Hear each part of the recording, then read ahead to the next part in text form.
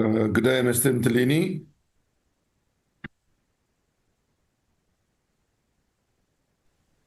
Thank you, Chair. Good, Morning, Chair.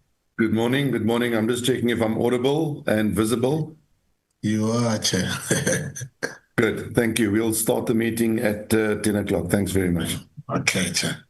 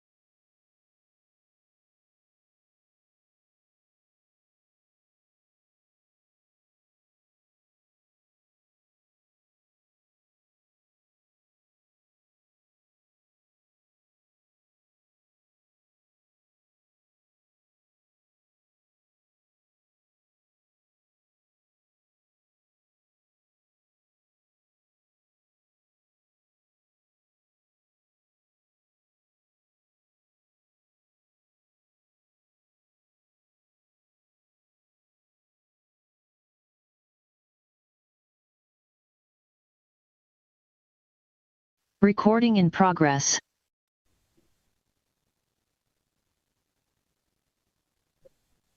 Very good morning to everybody. It is now 10 o'clock, and I'd like to welcome you all to the Select Committee on Public Infrastructure and Minister in the Presidency meeting for today, the 26th of November.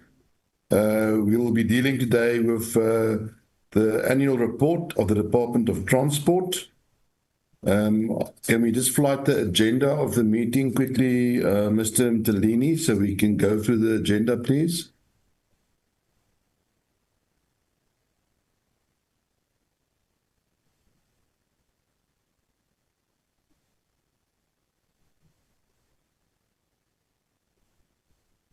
Mr. Untilini, if you can assist with the flighting of the agenda, please.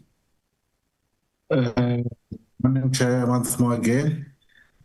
I'm just a bit struggling today. I don't know what's going on because the system has just changed. I can't find it. Oh, no, I got it. Thank you, Chair. The sharing Been a long icon. year. Been a long year. In a long year. Let me.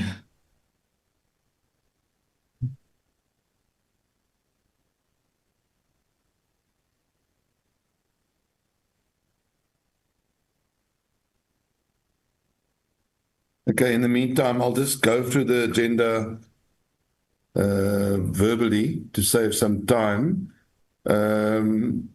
Opening and welcome, 10 o'clock till 10:05. Adoption of the agenda, take us to 10 past 10. Apologies. Then we'll do introductions by the select committee, and we'll do introductions by the department. And then we'll go over to the briefing by the department on the annual report.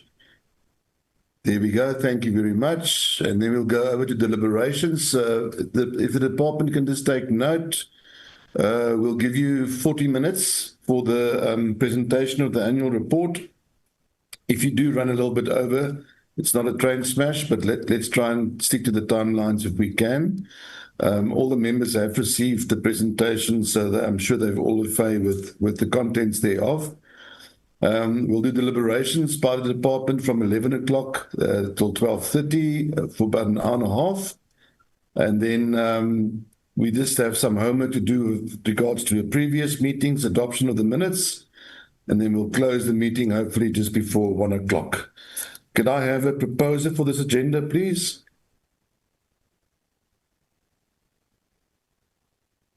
I propose, Thank you. Chairperson. Thank you, Honourable Skeerkogel, and I see another hand there, Honourable Breed. As the Second, second, Chairperson. Thank you very much. Honourable members, let us move on then to apologies. Mr. Untilini, any apologies? Thank you, Chairperson. Good morning, Chairperson, honorable members, and the department. We have received the apology from the Minister. Also, we've received apology from Honorable Kaunda, Honorable Mabebo, and Honorable Kaiser. Honourable, we noted that the apologies from the Minister. She's in a Cabinet Committee meeting this morning. We take note of that apology. Honourable Teza, we've received, and Honourable Kaunda, also apology. Who else is there, Mr. Untilini? Yeah, no, those are the apologies we have received. Those two. Okay, great. Thank you very much. The other one is Honorable Mabebo. Honourable Mabebo. Okay. Yes, Chair. Okay, let us then go over to the introductions by the Select Committee. Honourable members, can I just ask if I call your name, if you can just greet the committee and put your camera on so that we can see that you are with us. Honourable Molokome. Chairperson, I see on the chat that Honorable Molokome and Honorable Peter are still struggling to enter. I've just sent the link on the WhatsApp group. Okay, great. Okay, thank you. Then we'll get to them as soon as we see that they've logged in. Honourable Moimang.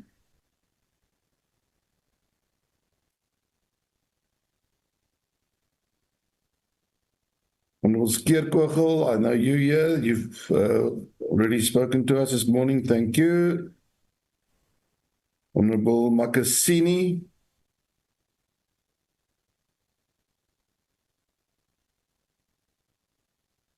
Honourable Nzimande. Good morning, Chairperson, and good morning, everyone. My name is Thank you. Thank you. Honourable Breed, you are here. Thank you. Let's see if Honourable Peter has managed to log in yet. Yes, Chair. Thank you. Good morning, Honourable Peter. Morning, Honorable Badenhorst. Let's see if Honorable Moemang has had a chance to log in yet. Honorable Molokome, we're still waiting for her as well. And Honorable Makasini, we're still waiting for her as well. But let's start the meeting in the meanwhile. If we can go over to the department. The acting DG, I believe you are online, Mr. Monkonyama. I'm in, Chair. I'm in. Welcome, Honorable Makasini. Thank you very much. We note your presence. Good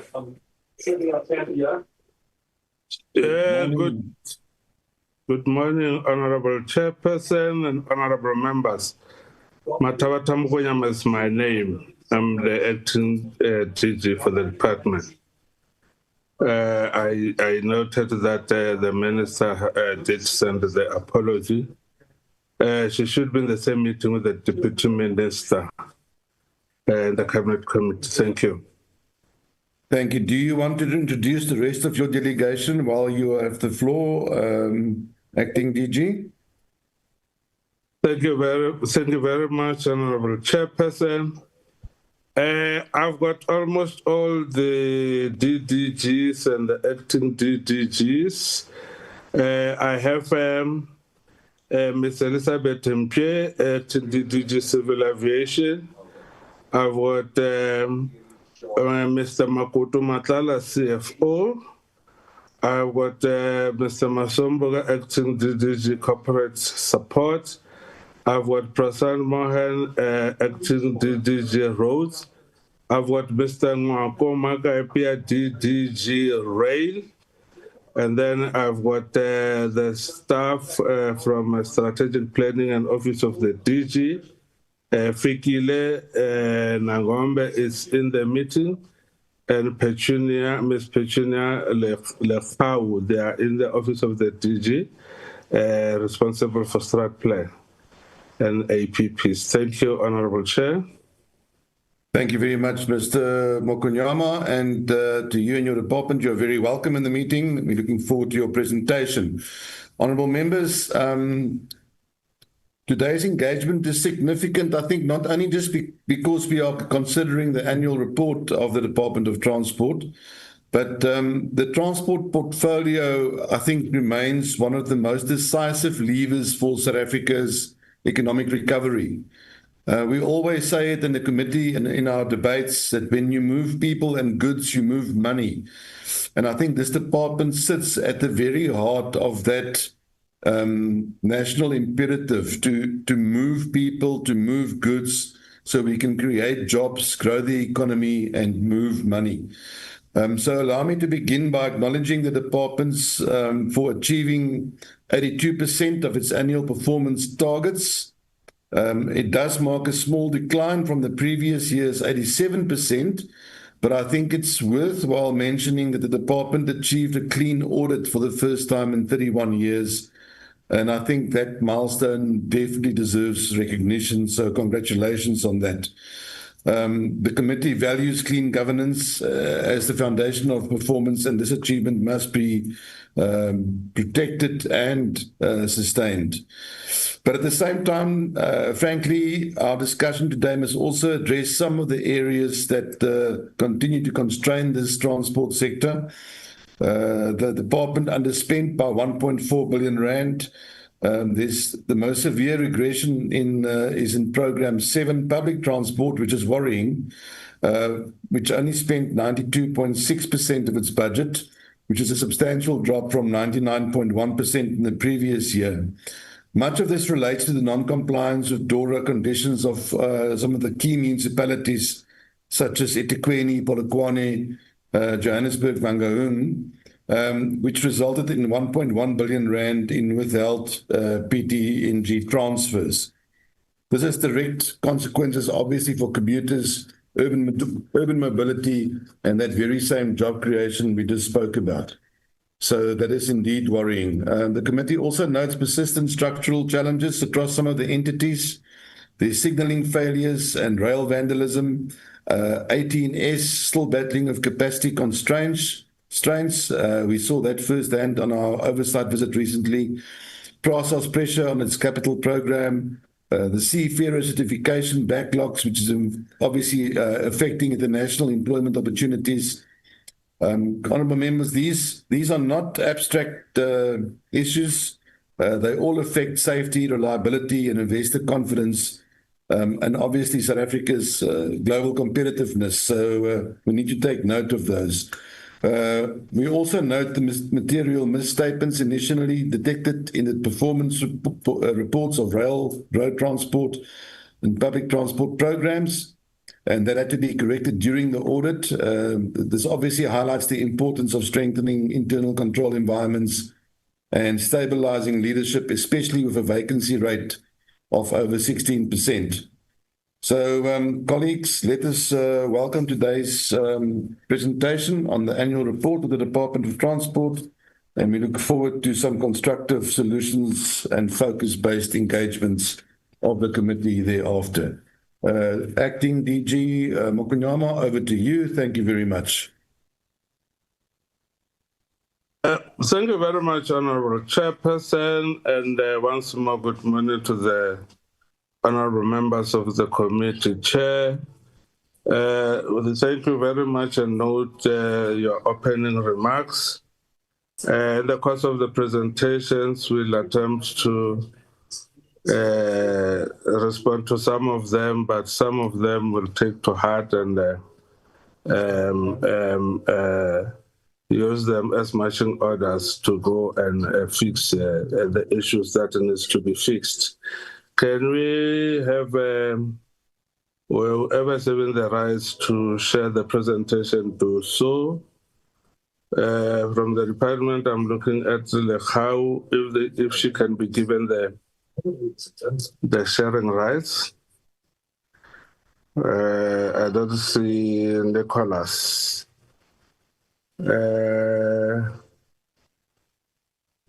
Virginia,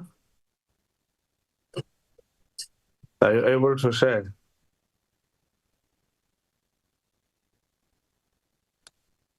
Good morning, Chair, and okay. Acting DG. Okay. Thank you very much, Sengiwe. Sengiwe is also in the strat plan unit. I see also Ms. Mlato Lumuzipe for Public Entity Oversight Chairperson. I'm sure she took note of the issues you raised around our entities. The presentation is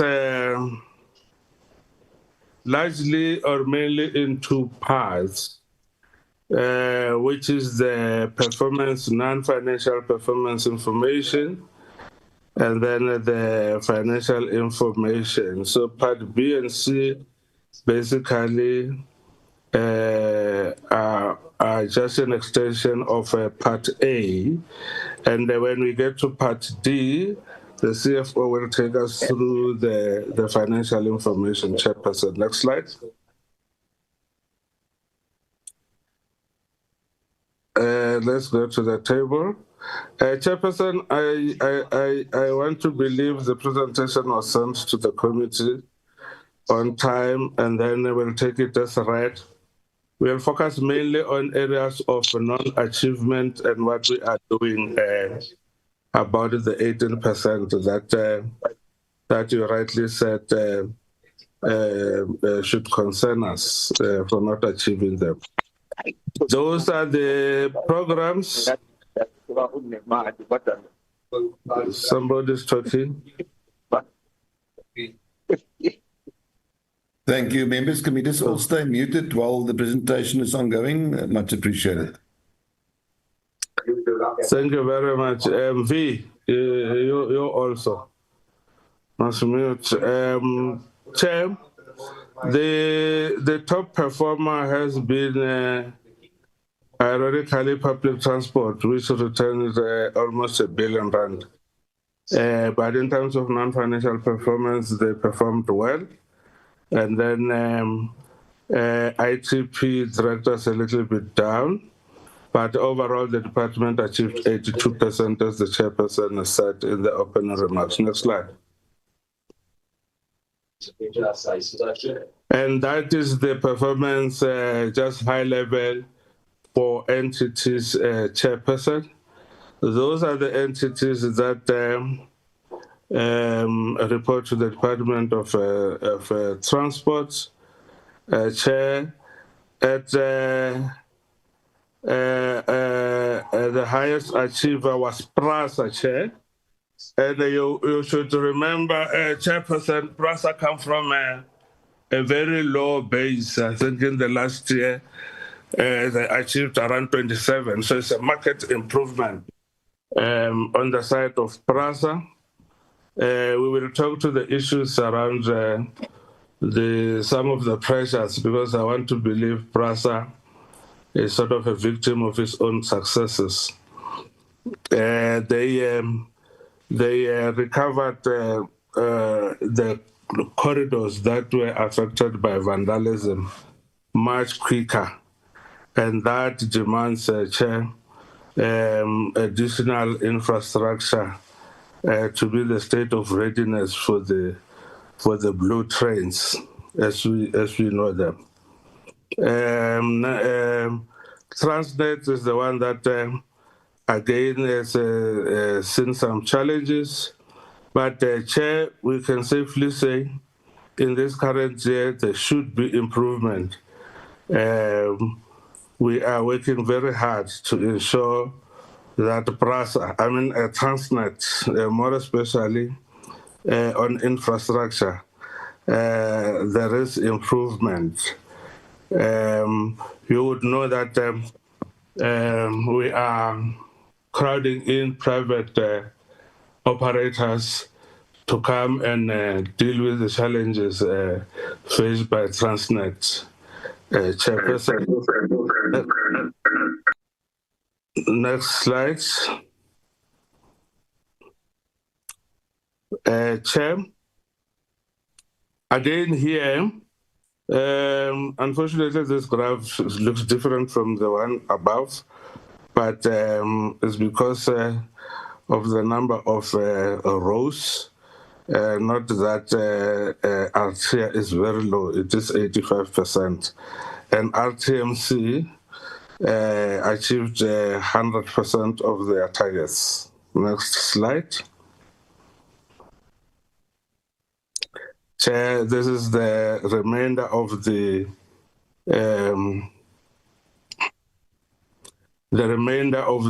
entities. Saka performed very well at 98%. By the time we prepared this presentation, Chairperson, we were still waiting for the finalization of the audit at the RAF. I think they are now busy with the annual report, because the audit has been completed and they've been given the audit report. Next slide.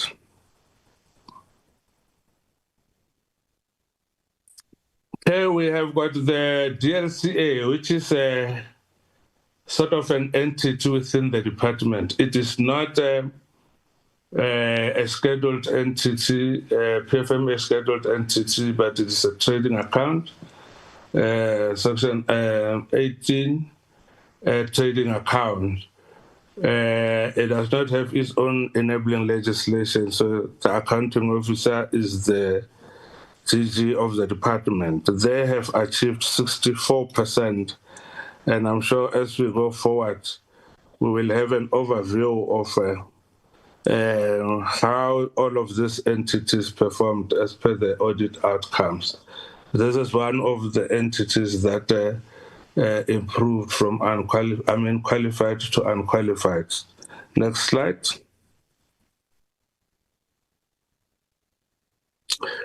Next slide. Chair, I'm going to run very quickly on this. Sorry, let's just go up. I will just pick one or two major ones.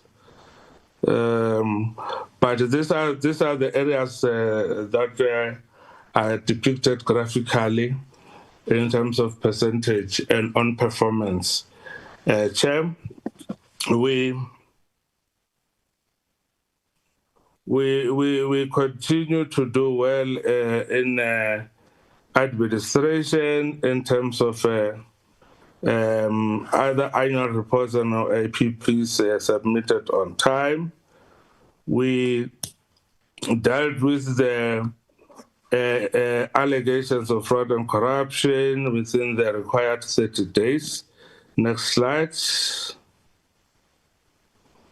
Chairperson, number 9 is very significant. Thank you very much, Chairperson. We did indeed get an unqualified audit opinion with no material findings, which is commonly known as a clean audit. Chair, we want to believe that we can sustain this. We are trying very hard to make sure that we do not regress.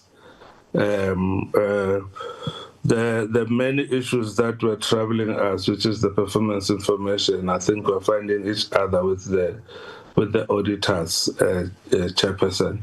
Our financial statement have been submitted without major changes, material changes, for almost 10 years now, but we've been struggling with the performance information. Next slide. With regard to integrated transport planning, which is program 2, we've got the just transition plan for the transport sector. And then we do have a green transport strategy, although we've gone back to deal with some of the pressing issues in there. So already we are reviewing the strategy. Next slide. Chair, significantly in rail, the National Rail Bill, has been approved by Parliament. Now the National Rail Act, it is in Parliament, was submitted to Cabinet and approved. Chair, the PSP unit is now in place. We are in partnership with the Development Bank of South Africa, who are hosting our PSP unit, and there's quite a lot of work. You might have seen in the news, Chairperson, around the issues of RFIs on the freight rail, and then the crowding in of private operators on the passenger side, 11 of them.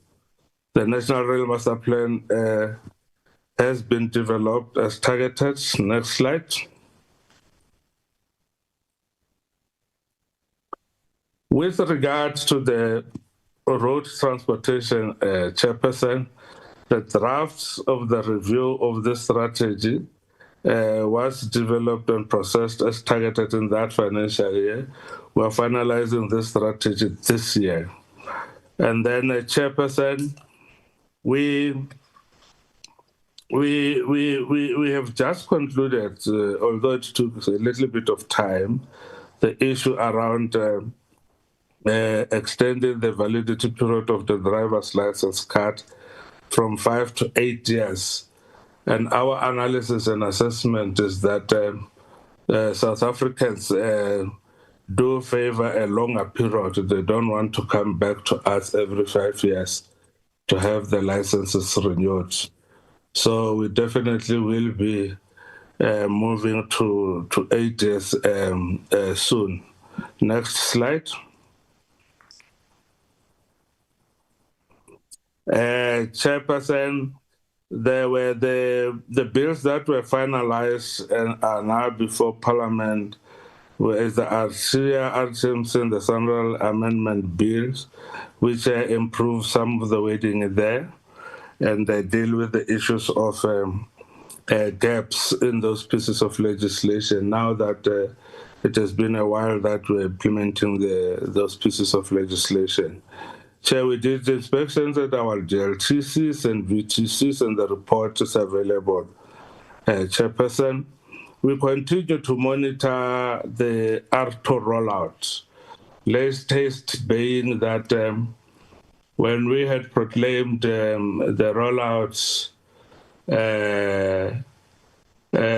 from 1 December in 69 municipalities, some of them came back to us and then indicated that there are capacity challenges and therefore the state of readiness is not where we were supposed to be. We have extended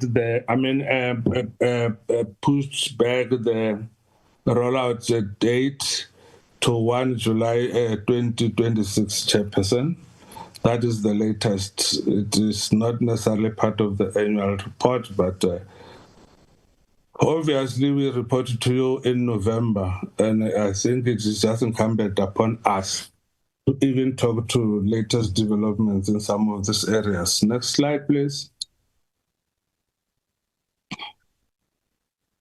Chairperson, the road funding policy was approved by Cabinet for public participation. We are there talking to stakeholders around this matter. PRMG, we continue to monitor it and the reports are there. Next slide.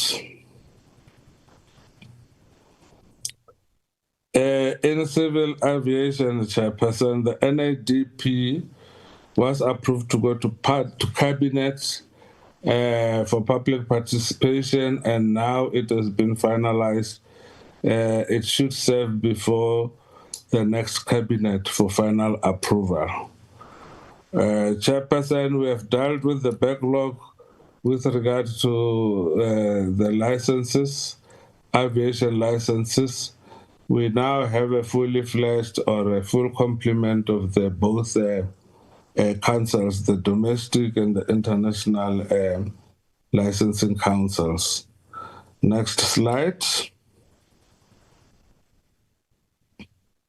AMSA bill is before Parliament now being considered. Chairperson, next slide, please. Let's just go one slide back.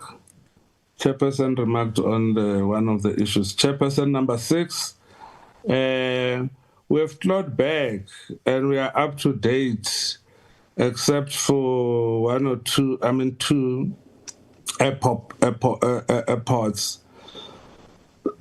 We have updated the flight procedures from an ATNS point of view. We've just finalized Kruger Mpumalanga. We are now, I think, left with Gateway in Polokwane and Bramfisher in the Northern Cape. Next slide.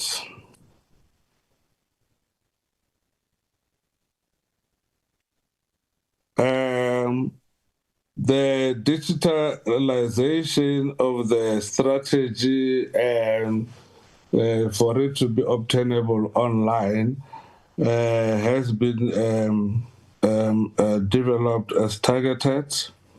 And then the energy efficiency strategy also, we have dealt with it.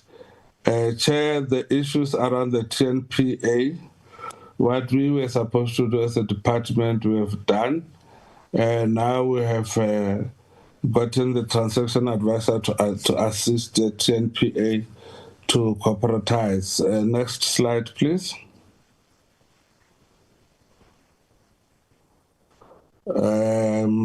We can skip this one. Next slide. Program 7. Chair, we held the Universal Access Transport Summit early in the year, in April, and then we developed an action plan which we are monitoring. Unfortunately, the implementation is by other people, other spheres, and some of our stakeholders. The TAET amendment bill, Chairperson, was developed and we are now assisting the portfolio committee to finalize the bill. Chairperson, We have successfully rolled out the new operating license system called the National Land Transport Information System, NLTIS, which once stabilized, we will phase out the old OLAS, Operating License Administration System. Next slide. Chair, we now have the NLTAA, the National Land Transport Amendment Act, and the regulations were developed and recently approved. So this act is now being implemented. The significant change in the NLTA and why we have this Amendment Act is the regulation of the e-hailing services, Uber, Bolt, and the others. While there were issues around they are not fully regulated, that is behind us now. It is now for provinces, the PRIS, the provincial regulating entities, to ensure that they register anyone who wants to operate Uber or Bolt. That is the major significant change in that piece of legislation, Chairperson. We've kick-started the empowerment projects for the minibus taxis, Chair, as part of the implementation of the taxi lekgotla resolution, Chairperson.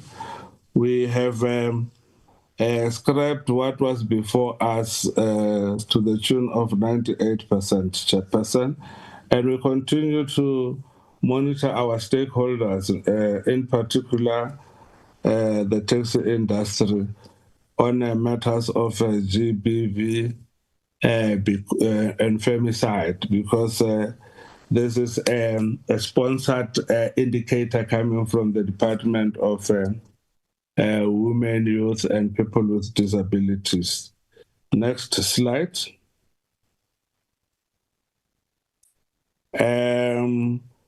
That is the spread around the Shovagalula program, Chairperson.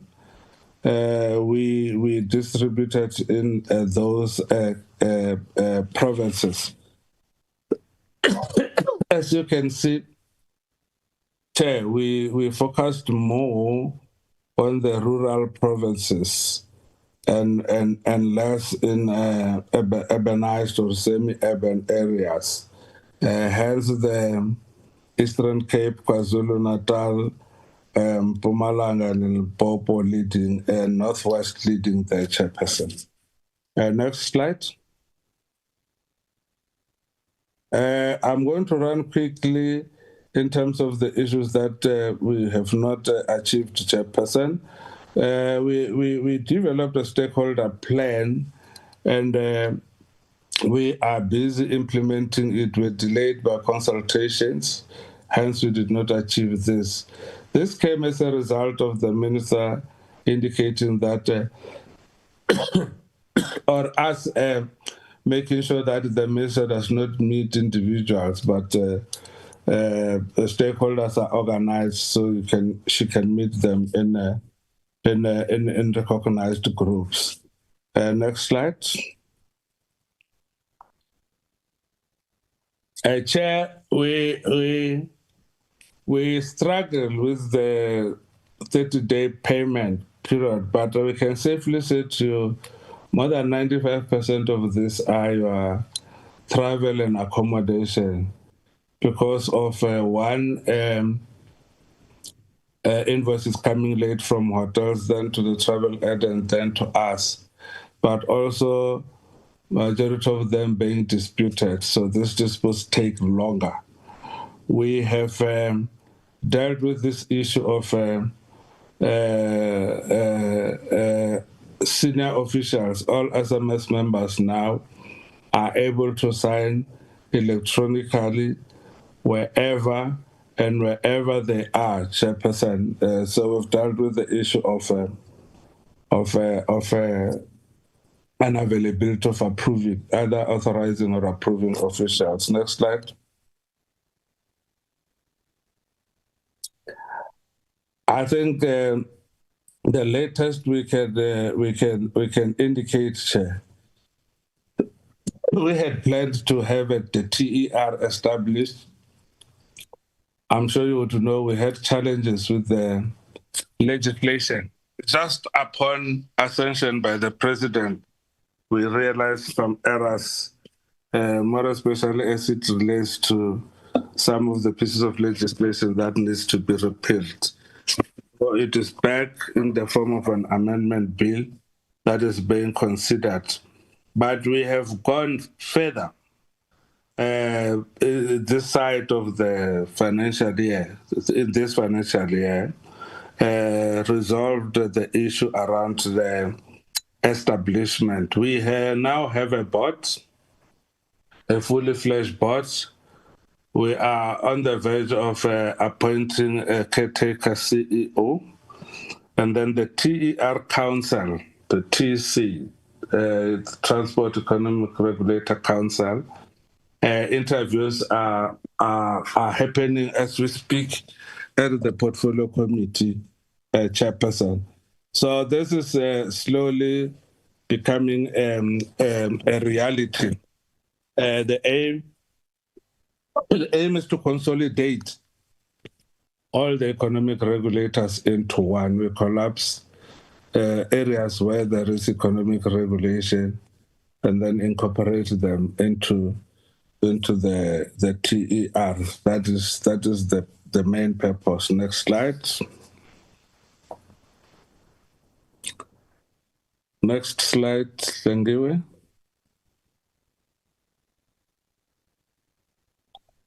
Thank you very much. We can skip this. I've spoken to it.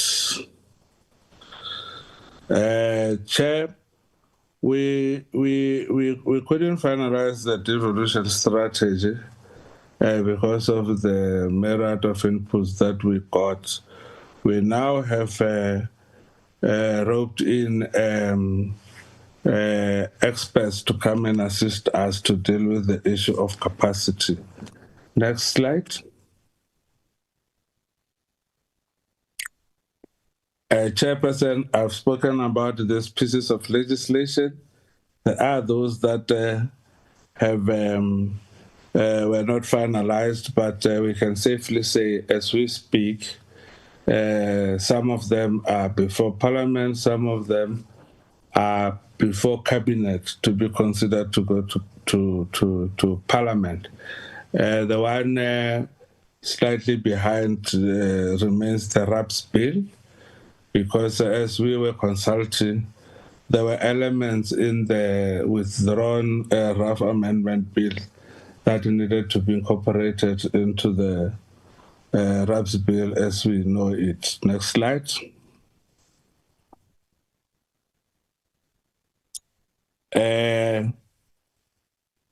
It's the same as what I have indicated, added to the RAPS bill issue.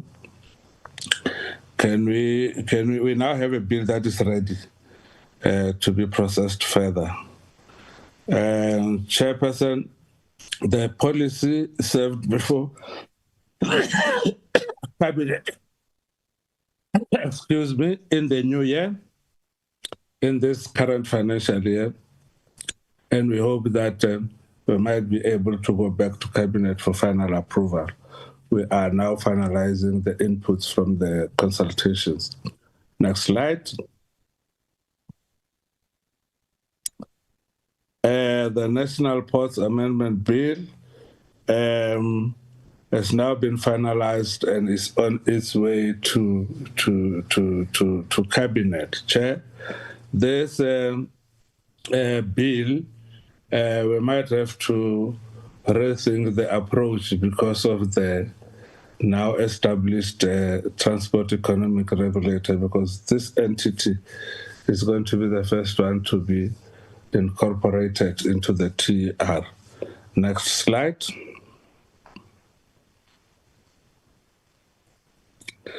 Chairperson, we have not done very well on the Operation Pakisa issues, mainly because we're depending more on the support from the private sector around this issue.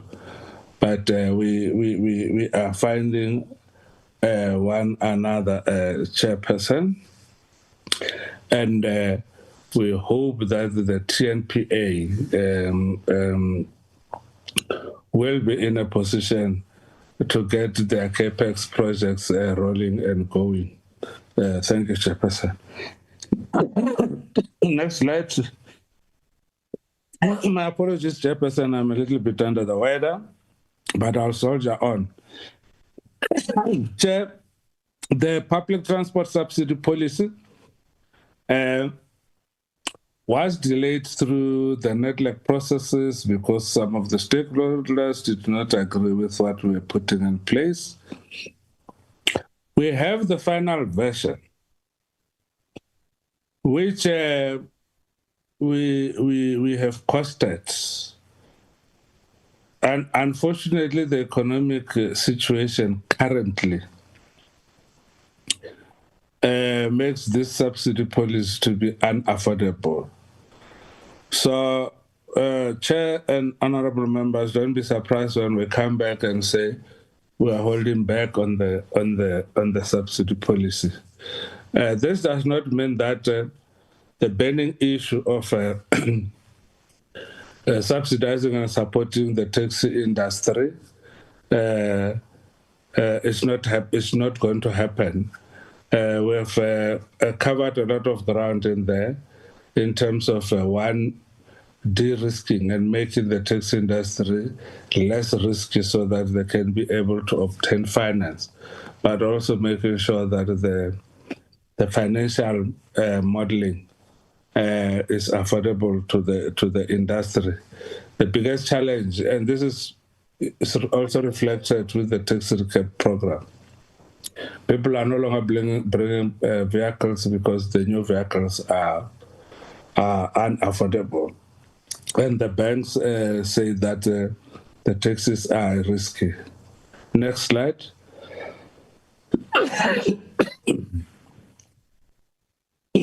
Chair, then we have what we call transversal or sector-specific indicators, where we also account and take responsibility for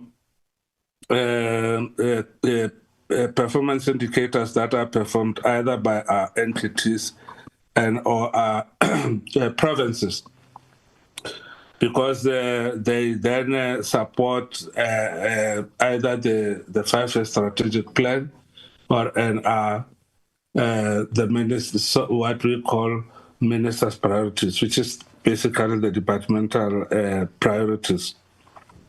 And those are the issues around PRASA chairperson. The blue trains, the target was 50. We are at 268. Chairperson realized that rehabilitated were 18. I think we're now in the 40s in terms of recovering those corridors, hence the issues of CAPEX pressures, more especially delays in the signaling program. Chair, jobs targeted 3,000, and then we exceeded that by 10,000. And then we targeted 18 million passenger trips. We did 72.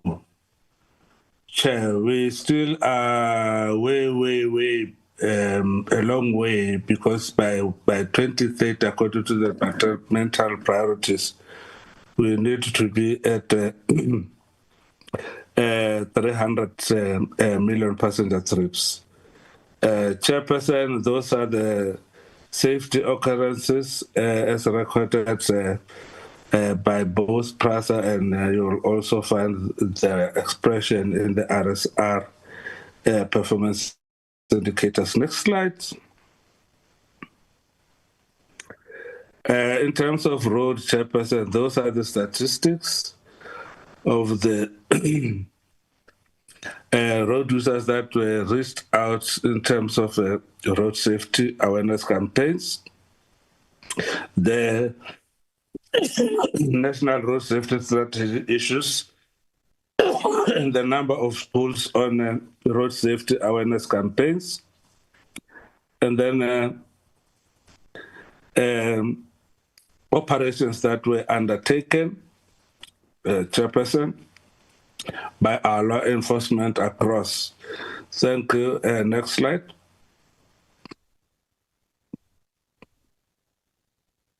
And that is the issues of RTMC and the National Traffic Police, Chairperson.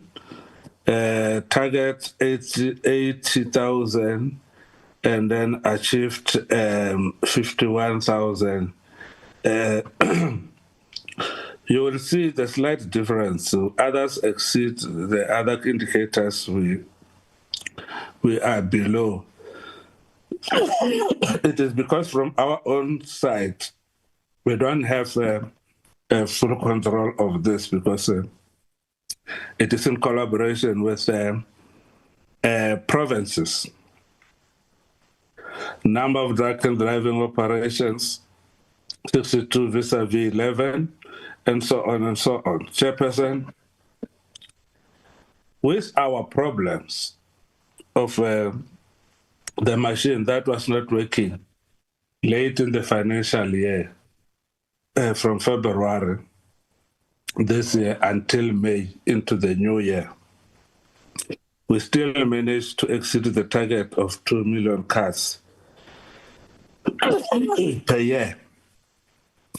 And then, Chair, while we say people should come after 3 weeks or get their licenses within 3 weeks, we cut that, but we aim to reduce it even further to say 14 days. Next slide. Those are the paved roads in terms of Central, Chairperson, maintenance, paved, routine maintenance, resurfaced, number of jobs created, number of full-time equivalents, those are jobs again indirect. And then we targeted 5,000 youths and we doubled that number. We exceeded the number of women, and then we exceeded the number of persons with disabilities. Next slide.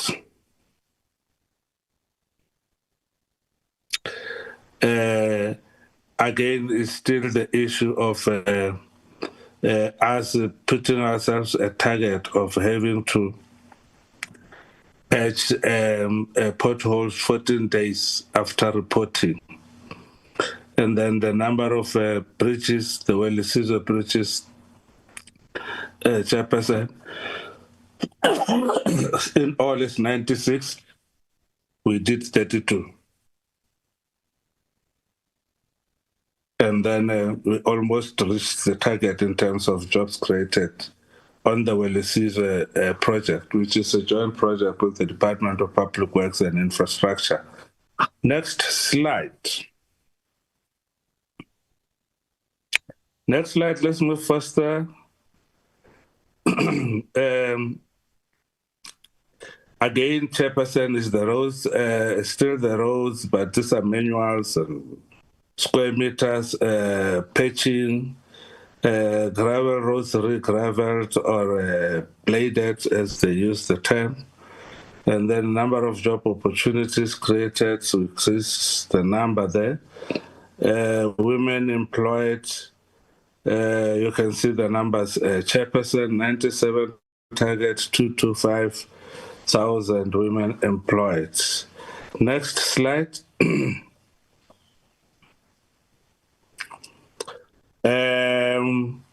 That is the AXA story, Chairperson. Significantly, the jobs created, 18 targets, 23 created. No fatal accident in that last financial year. I think there's one or two in this current one now. Chairperson, fatal accidents recorded from the SACA, 10% reduction. We reported 4. The percentage of implementation, 100% implemented in terms of GBV and femicide in the civil aviation. Next slide. Those are the issues around SAMSA, Chairperson. Reportable safety incidents. Below 10, we recorded 8.65, meaning we did exceed the target there. Can we go to the next slide?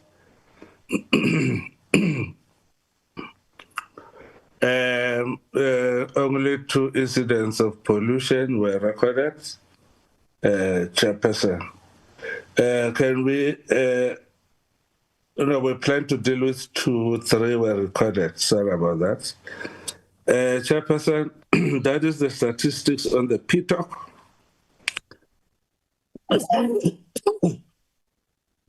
With regard to the subsidy that we give them, they have exceeded the number of kilometers subsidized because we pay per kilometer. There were routes that were not covered, mainly because of constraints, financial and provinces. And then, Chairperson, we targeted 4.6 million trips, and then we did 5.2. The issue around Santaco, those are the incidences and the events that they held to deal with the sponsored, like I said before, sponsored from the Department of Women, Youth and People with Disabilities. Next slide. Human resource overview, Chairperson. We have a total of 827. We filled 692. We are moving with enough speed to fill the rest.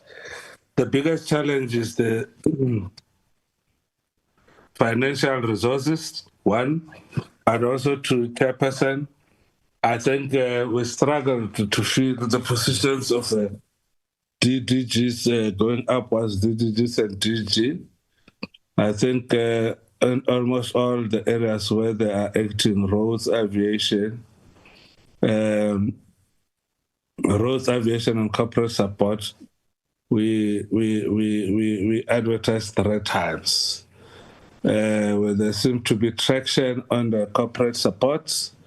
We were on the verge of appointing, but I think the issues around pre-employment clearances did not favor the candidate that was identified. So we've just shortlisted.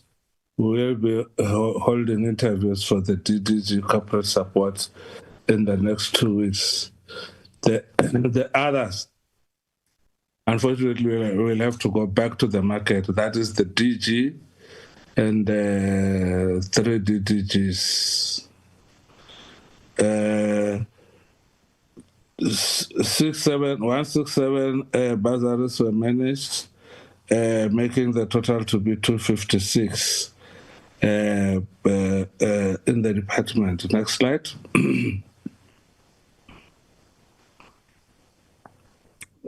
That is the employment equity, Chairperson. We are over 50% in terms of women generally across the board. What we need is women at the SMS level, where we are still in the 40s. And the positions that are going to be filled, obviously, depending on performance and the interviews, we we are going to prioritize women. Next slide. Chairperson, that is the Auditor General's report. Chair, in your opening remarks, you went through it. The three programs that Chair spoke about are the ones that are sampled almost every year because of the size of the budget, which is roads, rail, and public transport. Let us apart. I think all of it will be for reading, but we are busy with the post-audit action plan implementation. I think we're already over 50% in terms of resolving the issues that were identified, but none of them were material. Hence the clean audit. Next slide.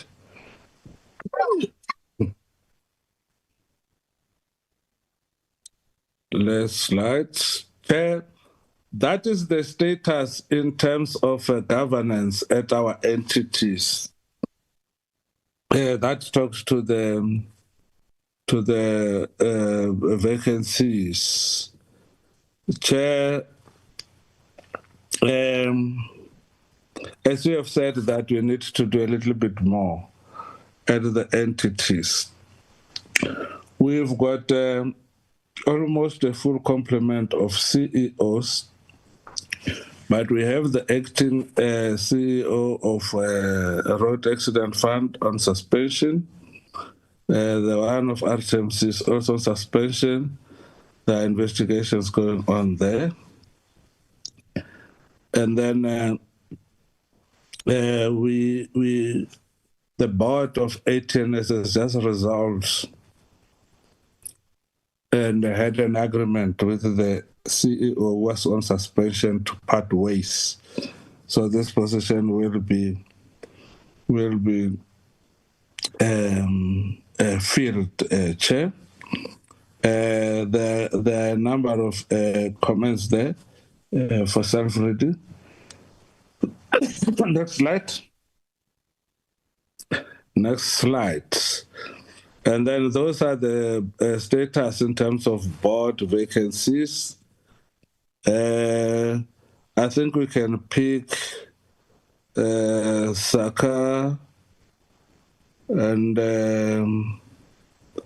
Saka is the one that is now on the verge of being filled. At RAF, we've got the interim board because the board was has been shown the door, but this side of the financial year.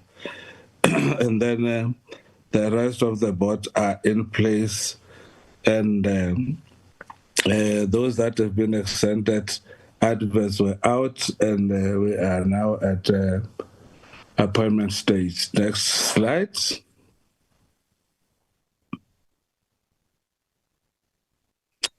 Chair, this is, I would want to believe, could be for self-reading, because we showed the graph in terms of percentages for the entities also. So we can skip this this one. This one. Yeah, we can skip them at high level. I think we can. The entities are always very ready to come and present chairperson. Now these are the again we've shown you the 64% of the DLCA, and then the issues that were not necessarily achieved. I spoke about 2,100,000 and something. Vis-a-vis the 2.5 million that is targeted chairperson, and then the 30 days also a challenge, but here is basically areas of disputes with the suppliers, Chairperson. The audit comes from what was it? Adverse to unqualified audit opinion with findings. Next slide.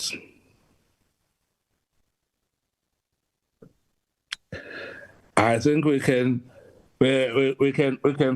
push this as just an explanation of the summary in the previous slide, Chair.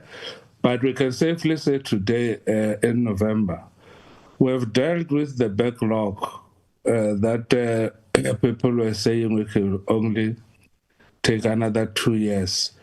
We should be done by the backlog with the backlog as of by the end of December calendar year. That is the doubling of the effort and working overtime from May. Ever since the machine was repaired, it has never given us problems. But we can also indicate to the committee that we have also made progress with the interim solution. We are working with the Government Printing Works who produce our ID. We have just received from SSA security clearance on the prototype cards. We should be ready for mass production come January 2026. That is the interim solution. As you would know, we are still in court with the supplier who was given the contract because we wanted to self-review ourselves insofar as the contract is concerned. And that matter will be heard in January, Chairperson. This is the last part of the presentation. And Chair, with your permission, we can now have the CFO to give you the financial report, Chair, as I pause. And my apologies, Chair. Like I said, I'm a little bit under the weather, so hence the coarse voice. I will definitely have some time to go and have some warm water with lemon. But before I give to the CFO, Chair, indeed we did underspend by about 1.4 billion. Almost all of it, about for a couple of hundreds of millions from tax recap and others. This was as a result of non-compliance to the DORA, PFMA, and NLTA compliance issues. Insofar as eThekwini, Mangaung, and Polokwane and Joburg are concerned, with regard to Cape Town, they returned money. They returned almost 600 million. I think the numbers will show as the CFO present, but they returned money from what we call the Budget Facilities Infrastructure, BFI, indicating that their projects are progressing slow. They will need the money in the 27-28 financial year. So it was voluntary surrender of the money. And then in Joburg, they had challenges on the procurement of buses, so they returned money. Mangaung and Polokwane, it was just simply not adhering to the plans that we agreed to. That includes eThekwini. But the good story about eThekwini is that we worked very hard with them, extremely hard, and thanks to the team, we got the rollover of the money that was withheld. They will be getting 303 as part of the rollover. So we can safely deduct 303 million from the 1.4. But the rest redirected, and then others kept by Treasury for Cape Town in particular, because it will be, they said they will only use it in 27, 28. With that said, Chairperson, and with your permission, the CFO can take the committee through the financial information. Thank you very much. CFO. Thank you, Mr. Mokunyama. Yeah, please look after your health, and thank you for enduring the presentation in your current health status. So I hope you feel better soon. Please proceed, CFO. To the honorable members and the colleagues on the platform, I will be presenting the part of the financial statement, and thanks to the acting DG, he touched on one of the matters and also on the audit outcomes. If we go to the next slide, the accounting officer's report.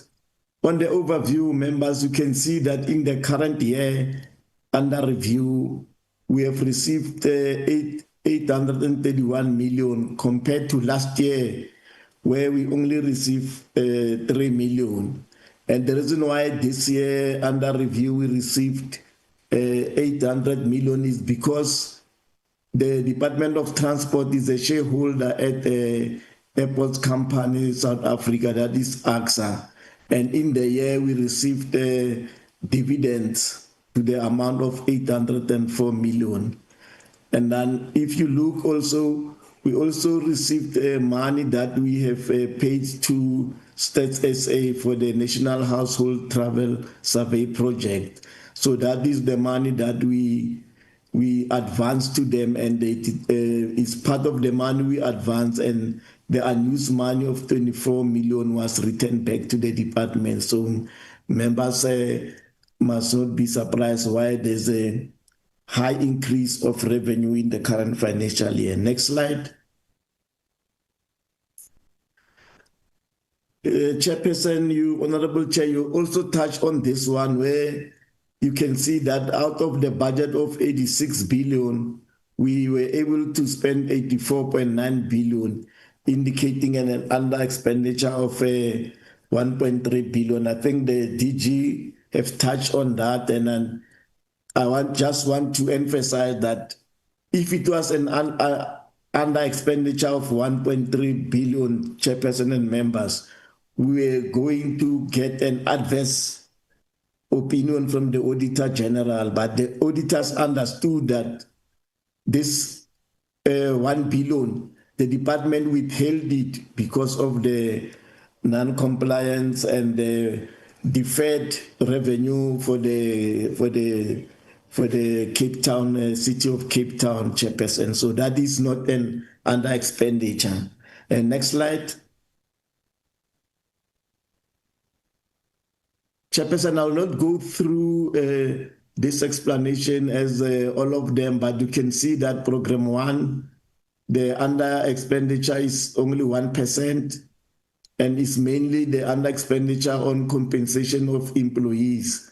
I want to highlight that in the year under review, in February, we received 10 million for compensation of employees. So you can imagine if you receive it in February, there was no way you will spend it in that particular year, Chairperson and members. In ITP, the under expenditure is 3 million. Next slide. On the rail transport, we have got 9 million under expenditure, and basically here is because of the vacant posts that were experienced in the province, in the program, as well as resignation and retirement, which increased the underspending, Chairperson and members. And in this particular branch, on the 9 million that we underspent, we were able to recoup it via the adjustment budget where the rollover was approved of 5.6 million, Chairperson. In the roads branch, the underspending there is 133 million, and this, Chairperson and members, it relates to an allocation that was supposed to be transferred to the driver's license card account. And this did not happen because, as the acting DG explained, the appointment of the service provider for the machine was found to be irregular. So the department was avoiding to incur irregular expenditure and withheld the money also in that instance, Chairperson. Next slide.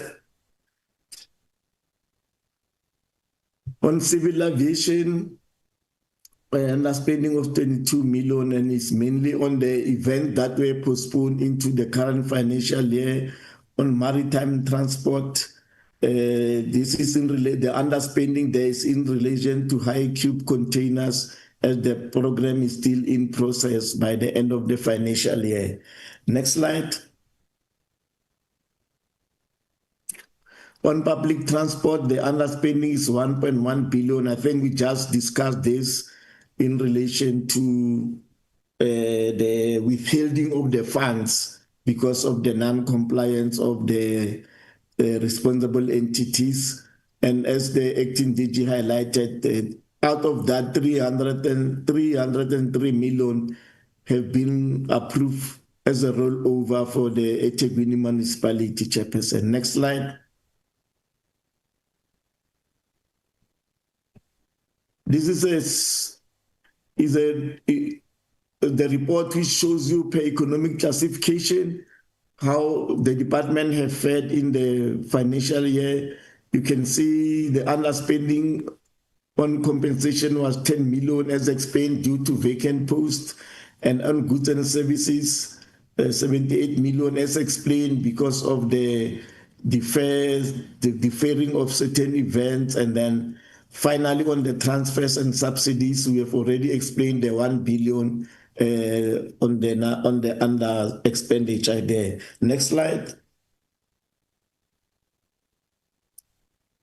These are self-explanatory notes where the members can read.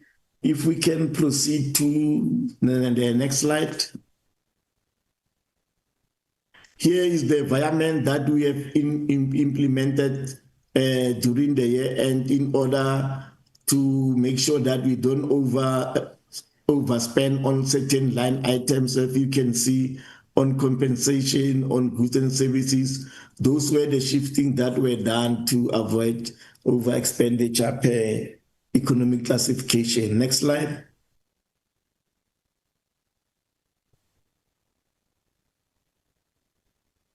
This slide, Chairperson and members, just give us the details of the rollovers that were approved. I've already explained in the previous slides about the rail branch rollovers that were approved, as well as the public transport rollover of 303 million for the eThekwini municipality. Next slide.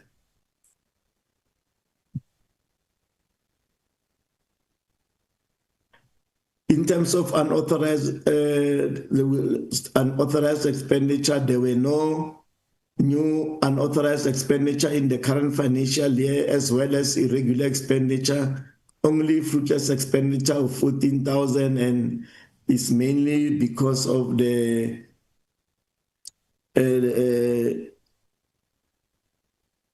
for vehicles that were damaged by officials, which most of the money will be claimed from those particular officers. So there was 9 recorded in the current financial year. Next slide.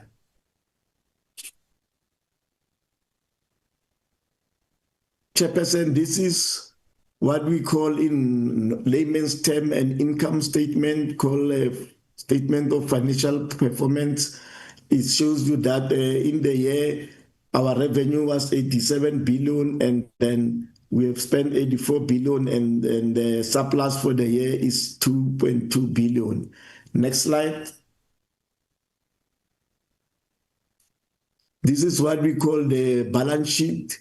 You can see the asset of the department, which is mainly the shares that we are holding in different entities. And then the other is our liabilities, which we hold in our reserve. And basically it shows you that the fund that will surrender to the revenue fund is 1.3 billion, and it's in relation to the under expenditure that we have explained in the previous slide. Next slide. These are the details of the transfers. As you can see, the provincial maintenance grant, the public transport, and the public transport network grant, where that 1 billion under expenditure was available at the end of the year because of the reasons that were advanced. And lastly, on the same page, we've got the allocation for the new driving license machine of that 133 million, which was not transferred also to DLCA for the reasons provided, Chairperson. Next slide. These are other further transfers. First one, the taxi scraping, as indicated, is a demand-driven kind of a transaction. Therefore, by the end of the year, 51 million have not been claimed by the relevant beneficiaries. Then we've got also the bursaries at 3.2 million and other international organizations at 6.9 million. Next slide. That's all from the Office of the CFO. I'll hand over to via the acting DG to the acting DDG public entity oversight. Thank you, Chair. Thank you very much. Please continue.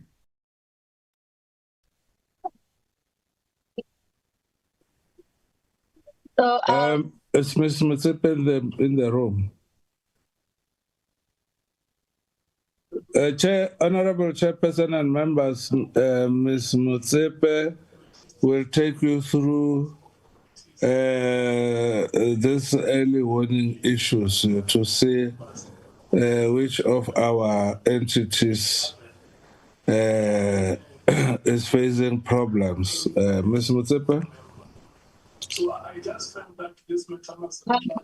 Just quickly on the ratios. thank you, Acting DG. So I'll just take the members through the liquidity and the solvency position of our entities, just mainly looking at the ones that are in the red, that are of concern to us, and that once we are closely monitoring. If you could look at RAF, the liquidity position is through your chairperson, Mr. Motsepe, I don't know how far are you from the microphone, but you sound very far.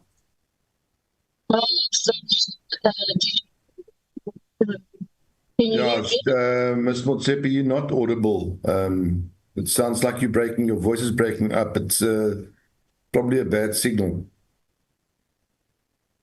Is it much better now?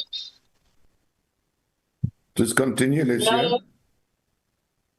Okay. So I was saying that on the liquidity and solvency position, I'll just focus on the ones that are in the red, because those are the ones that are of concern to us, weighted below 1. RAF continues to be of concern to us, as the members are aware that their fuel levy has not increased for the past 5 years, and it has been static. But their claims liabilities continues to grow. As of Q1, they were sitting at 23 billion, so it continuously becomes a strain on their cash flows. PRASA is also having significant financial challenges as at the end of the year in 2024-25.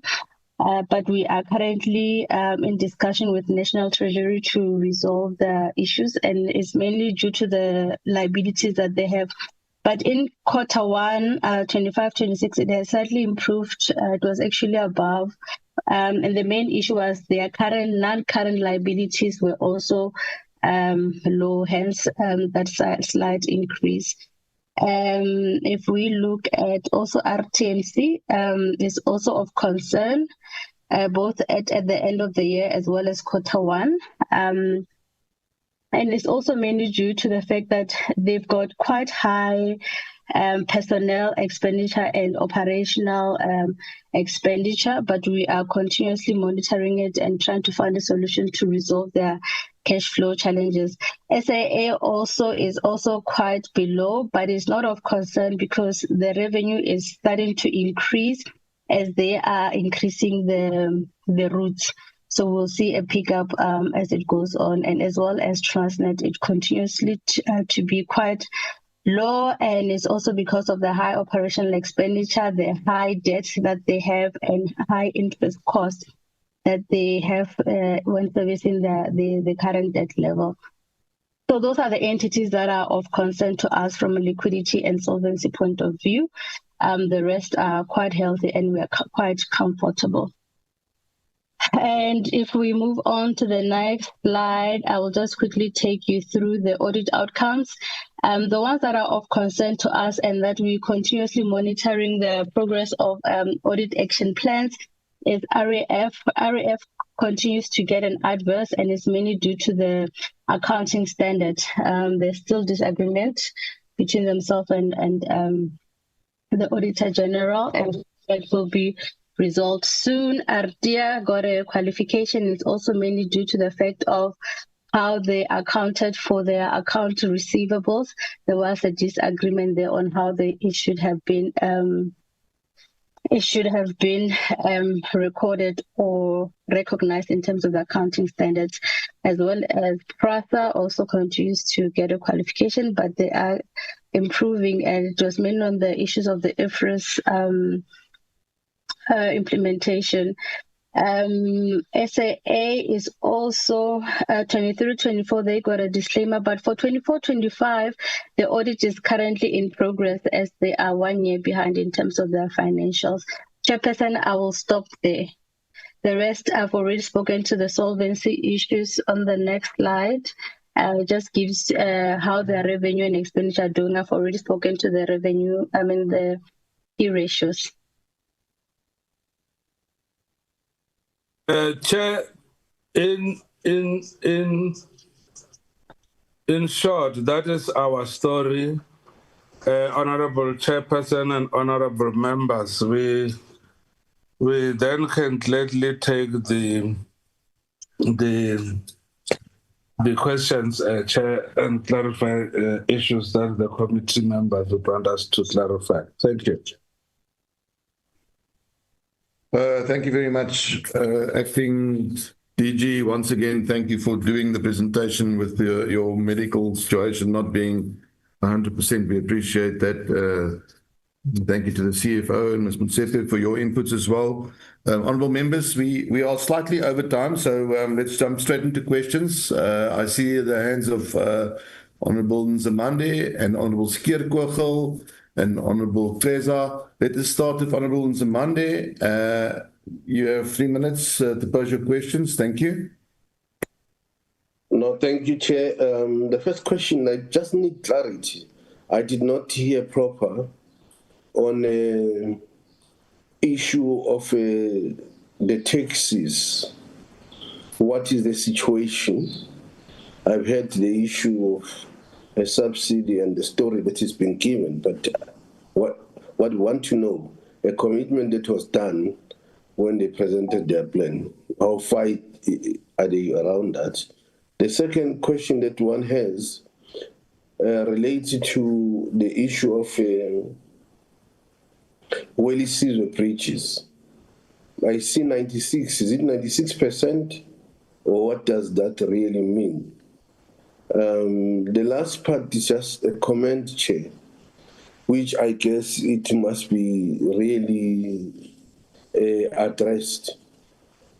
I don't think as Parliament we are expecting to be told of accounting report to say they've developed reports.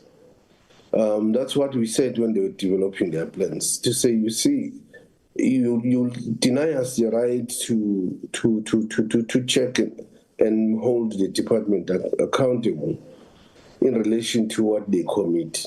If you just commit that, you develop report. I see the issue of 24-hour policy. It's reported as a report has been developed. It's not really telling what exactly they've been advancing as a performance area. Then the last part is also in relation to a monitoring report on taxi industry. It's not really telling what is it that they've done to transform the industry and ensure that taxi business people are not dislodged systematically by this government in business. Thank you.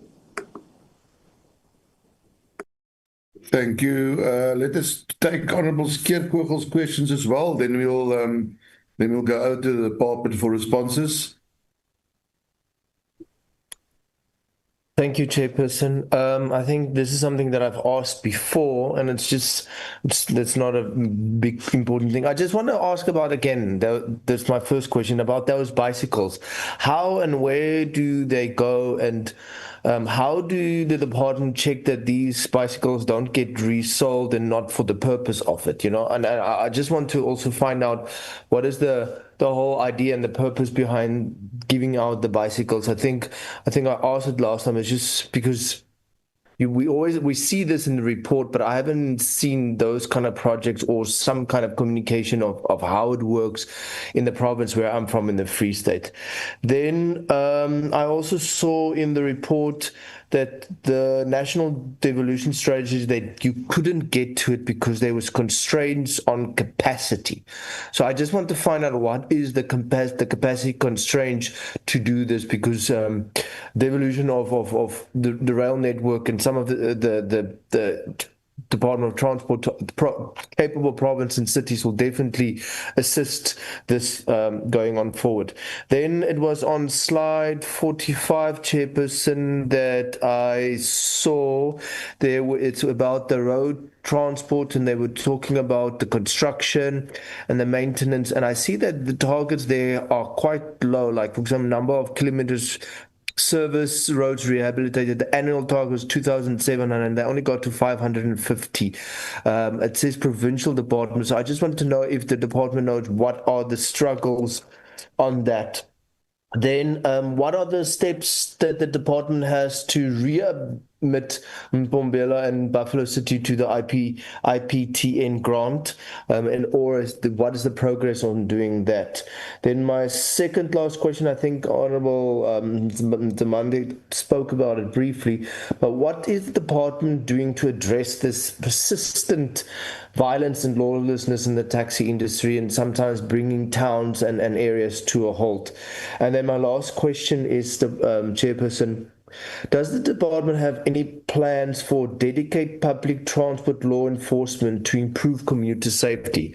So as we are recovering the corridors and we are trying to increase our passenger trips, but what are we doing to actually do this? Because I know that when we had an oversight, they were said that like there's cooperation with SAPS and but they also have their own constraints, and this might be something that leads into job creation. So I just want to find out, what are their plans to ensure that as PRASA grows and we have more passengers going, how do we ensure that our citizens are safe?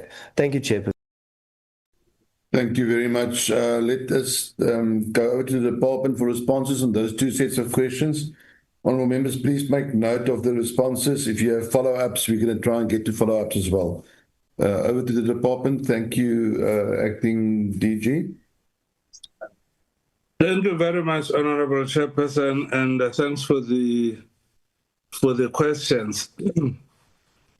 My colleagues are in the meeting. They should be able to assist, and I'm sure that my voice is better now. The issue of the public transport subsidy. While we were modeling, it came out at a cost of 5% of the GDP. And that the economy just cannot accommodate that. Now, what are we doing to the taxes? Chair, taxi recap was a form of capital subsidy.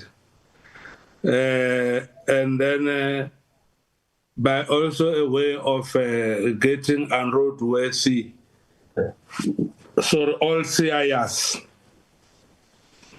from the roads. Now, that program is moving slow because the prices of new taxis have gone up. I think it's from about 700,000 upwards, up to 1 million. That is the challenge. So a person comes and then he's given 160,000, 62,000. And that money is not enough, even for the deposit of a new vehicle. So they rather stay with the old vehicle and not get the new vehicle. But almost all the banks, almost all of them, or the majority of them, are taking or labeling taxes as a risky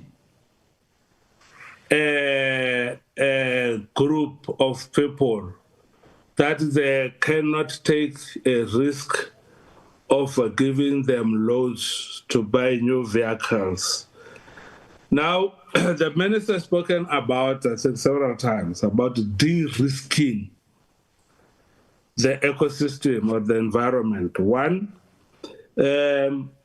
we need to convert the TRP into some form of a de-risking mechanisms to make sure that the vehicles or the financing of vehicles is much cheaper to the taxi industry, but also to some kind of surety that they are not labeled as a risky group. Because to be fair to the taxi industry, I think this is just unfortunate. We've got data in terms of indicating which routes are profitable and which ones are not. We do that, have that data on the NLTS. So the banks could just request that information and they'll be supplied. Not that everybody should be risky. But then you leave them at the hands of other financiers, even though FSB certified. But they charge exorbitant interest to the taxi industry. Some charge up to 23, 25% interest, and nobody can afford that kind of an interest, unfortunately. So we are working on a model that will convert the TRP, because it is no longer performing, people are no longer bringing the vehicles, to make sure that we de-risk the space in terms of financing the taxi industry. So that is the form of a subsidy that we would want to introduce. We are working on the modalities and modeling it to ensure that we will and we could be able to assist them. Now, what happens of the old and roadworthy taxis? Once we put a cutoff date, and then the law will have to take its course on the other side of the cutoff date. But we definitely need to rid the roads of unroadworthy taxis. Prasant will take the Wellises Bridge. From what I understood from the reports, it is an actual number, 96. And then we are, I think we said we are at 32. It's not a percentage. We targeted 86. Now, there is then a developer report, monitoring report developed. Now, this is the fight we've been having with the AG, chairperson and honorable members. Because they said we cannot report on the actuals if we are not directly involved in the delivery of those things. Because then when they need, when they want primary data and source documents to verify, they found out that it is secondary data coming to us. And therefore, they said we need to report what they would have done. Because if we were to say, we will create 9,000 jobs, and then we don't put this onto the sponsored indicators, we take ownership of that. What if province A does not reach that target? It means automatically when audited will also be qualified. So that's the reason why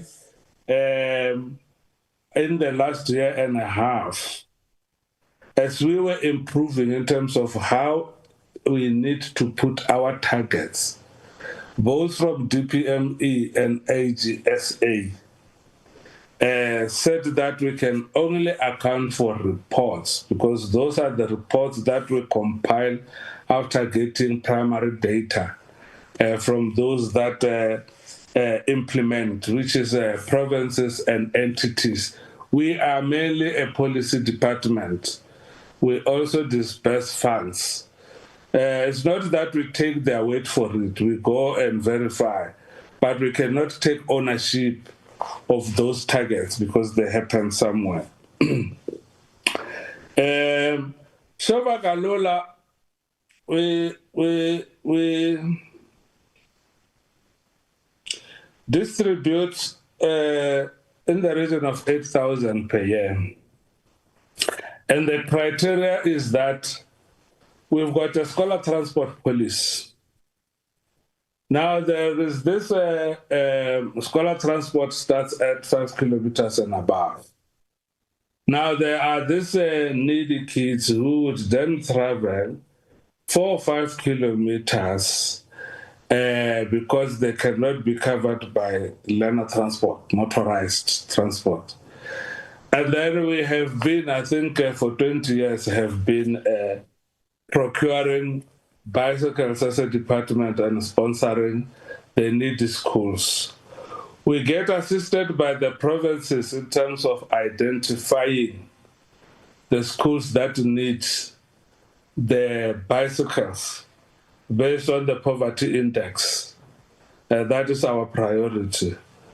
But we also do entertain requests that come to the department. When the request comes, we go and make an assessment, and then the school assists us in identify the learners that would need the bicycles.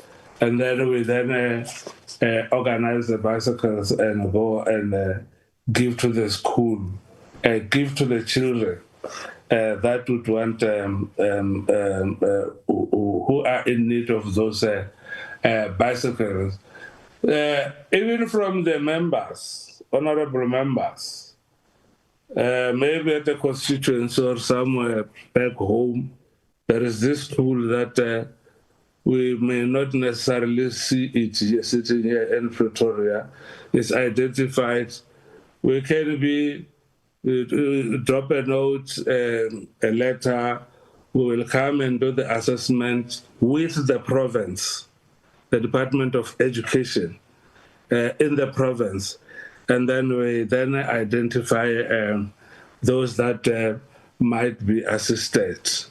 Now, the after distribution management of the bicycles is a very tricky one, because we can only rely on the school to account for these bicycles. We also are a bit concerned about what some of these beneficiaries do. We will leave the message that these bicycles are not for uncles. But we cannot be closer and monitor this on a daily basis. The schools, the principals should do exactly that, as they do with scholar transport. When they tick that the kids were indeed in the bus, and therefore the contracting authority, be it the Department of Education or Transport in the province, whatever the case may be, can pay. So they should be able to do likewise in the when it comes to the Shova Galula bicycles. But this is a donation to those needy kids, and we supply them with pumps and other related issues. But the after-sales maintenance are for the users. And Mr. Magaipia will expand more on the devolution strategy. I think the challenge there was a matter of a technical nature, issues around due diligence, whether if we devolve tomorrow, will we be able to deal with Section 10 of the Municipal Systems Act that says the transferring department should make good financially, and then there will be those areas and rail corridors that do not necessarily generate revenue. What do you do with those? Will they be ready to? So there is a little bit of technical modeling that needs to happen in that space. Hence, we said we have roped in experts to come and finalize that work. The road transversal indicators are exactly that. This information we get from the provinces, and then we consolidate it, and then we set together with them the targets that they must reach based on what we would have assisted them in terms of PRFG. Unfortunately, some of them go and then not meet the targets. But the critical areas of jobs and probably resealing and resurfacing, the numbers are encouraging. And so are the numbers on the passenger side in terms of subsidizing of public transport. The numbers are very much encouraging. But this, we have to report them as a sector. And then the delivery happens at the implementing entity level, whether an entity or a province. And in Bombela, when these cities were suspended, there were three. One was admitted last year already because they listened to us when we sat down with them and redrafted the plan to get them to be readmitted. So, Msunduzi is back in. Now, the two cities, Buffalo City did write to us late last year and said that are not ready and we're not going to be ready soon. So we will see you next year. Mbombela just decided to switch off and not accommodate our assistance. Unfortunately, we can only go and help those that need our help.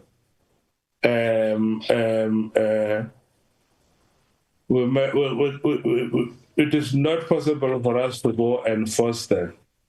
But there are big policy shifts. There's a big policy shift that is coming in terms of the PTNG. We have realized that we have been giving these people a lot of money, but progress on the ground is very minimal. Now we are going to focus on operations going forward. We are going to cut off dedicated lanes, big fancy glass stations, and then we are going to guide them or direct them to buy buses and carry people. That is somewhere where we go. I'm sure the honorable members would have heard the Minister of Finance, which is a recommendation from me combat and then to cabinet, and then it was in the speech on the 11th. He said we are repurposing or reimagining PTNG because in its current form it's not necessarily performing. So I don't know what would then happen of this 13 cities, because if we go pure operations, we will manage them the way we manage PTOC, no longer focus on the cities only, identify cities only, but province-wide provision of public transport services. The issue around the taxi disturbances, the best we can do and the best we are doing is when we call them to the table and request them to respect fellow drivers on the road.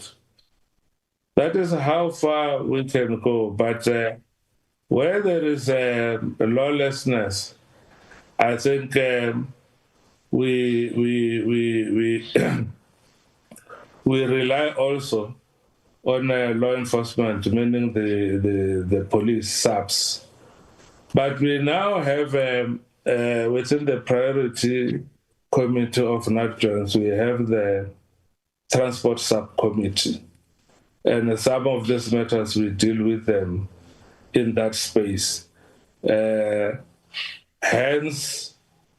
a huge reduction in lawlessness, violence, and related issues. That's the first thing. But part of the conditions that when we support Santaco is that they need to train their drivers on customer care and related issues. I do not know necessarily, maybe Magaipia could shed some light here, but I have not heard, even from PRASA's side, the resuscitation of the rail police as we used to know them. But maybe it is something that we can take back and discuss when we meet the likes of PRASA and Transnet. Because to be fair with everyone else, is that we have recovered more corridors, almost 40, 35 for 40. But it is very difficult to guarantee that there won't be vandalism, even in the trains themselves. People are coming in numbers to the blue trains because they are new, they are beautiful. But maybe it is something we need to ponder on. The concept of a public transport inspectors is found in the National Land Transport Act, at least on the road-based sites. there are provinces that have got dedicated public transport law enforcers. But in the majority of the provinces, they use the same traffic because the training, the schooling, the orientation is more or less the same. Chairperson, the colleague on Welisizwe and probably Magapia on the devolution strategy, with your permission. Thank you very much. Can I just ask, we welcome the complete answers, but can we just try and keep an eye on the time? I'd like to give other members some time to ask questions as well, please. Thank you very much. Noted, Chair. President, the Welisizwe numbers on the presentation. How many Welisizwe bridges are there and how many have we completed? Good morning, DG, Chairperson, and honorable members and colleagues. Yes, that's correct. What's reflecting on the slide, it's not a percentage, it's a number. Remember, this program is a joint partnership between the Public Works and Infrastructure with the SANDF as an implementing agent. The DOT is funding through the PRMG and in partnership with provinces. So the numbers were below the targets. That's correct, but it's not a percentage. Thank you. Good morning, Chair and honorable members, DG. Chair, just on the devolution strategy, I think the DG has captured the issues, but what is key to highlight is that the devolution strategy is a response from the white paper on national rail policy as approved by Cabinet, and it then becomes not a responsibility of the department to develop that strategy to guide the implementation, not really of metros. And I think key issues are really how do you then understand the financial implication of that implementation and the capacity of metros. And on the security, National Rail Police, it is a responsibility of the Minister of Police, because you realize, Chair, even in our discussion last year on the Rail Safety Act, that there's a thin line between what is safety and security, and in line with what is happening in the train, in line with the technology and the security of the PRASA, they are responsible. But obviously beyond that, there's discussion happening with the Ministry of Police. Thank you very much.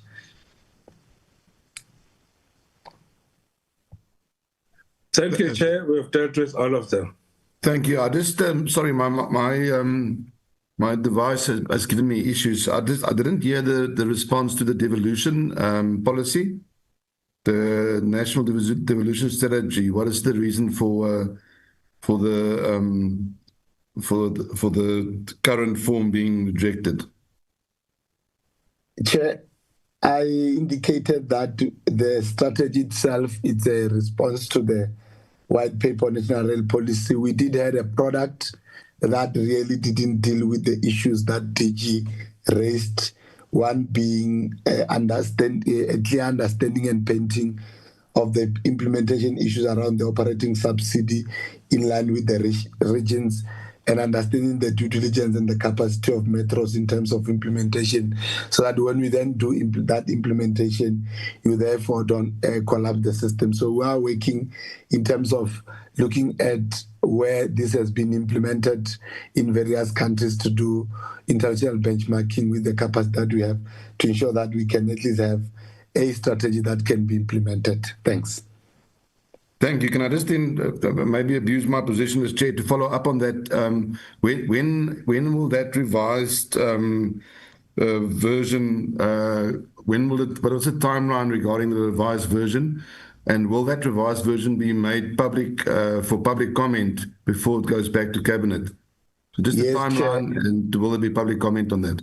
Our intention, Chair, is to take it to Cabinet on the last quarter of next year, which is early next year, to get approval for public comment, which will then run public comments for a month to two across all the provinces and interested parties for inputs before we obviously resubmit it for implementation.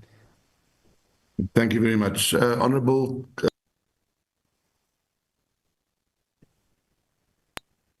Teza? Yes, thank you very much, Chair. Let me thank you for Greetings to the colleagues and yourself. Let me begin with financials. I've got two questions in terms of Section 38 of the Public Finance Management Act, the PFMA, which requires sound cash flow and financial management. What measures has the department implemented to address liquidity risks, negative cash flows patterns that resulted in high year-end accruals? How does the department plan to prevent a repeat of late payments to suppliers, which directly violate the PFMA obligation and undermines service delivery? The second question on financials, given the increase of debt levels and the build-up of unpaid obligation reflected in the annual report, can the department explain whether it remains solvent in terms of the PFMA definitions? What long-term strategies are being implemented to reduce debt exposure, prevent further accumulation of accruals, and ensure that liabilities do not exceed assets in future reporting when you come back? And then I just wanted to get an understanding, Chair, in terms of the National Land Transport Act. How does the department justify the non-submission of the public transport subsidy policy to government clusters, especially given that the poor communities remain burdened by rising transport costs? What is the department's plan to comply with both the NLTA and the NEDLAC Act to avoid policy paralysis that undermines the working class commuters? And then I wanted to get an understanding on Operation Phakisa, because they speak as though they depend on the private sector. I just wanted to get an understanding as to whether it's not a public-private partnership, because the public-private partnership should be 50-50. And what is the impediment in terms of their operation? Why did the procurement delays persist within that program? And then the last one, Chair, is that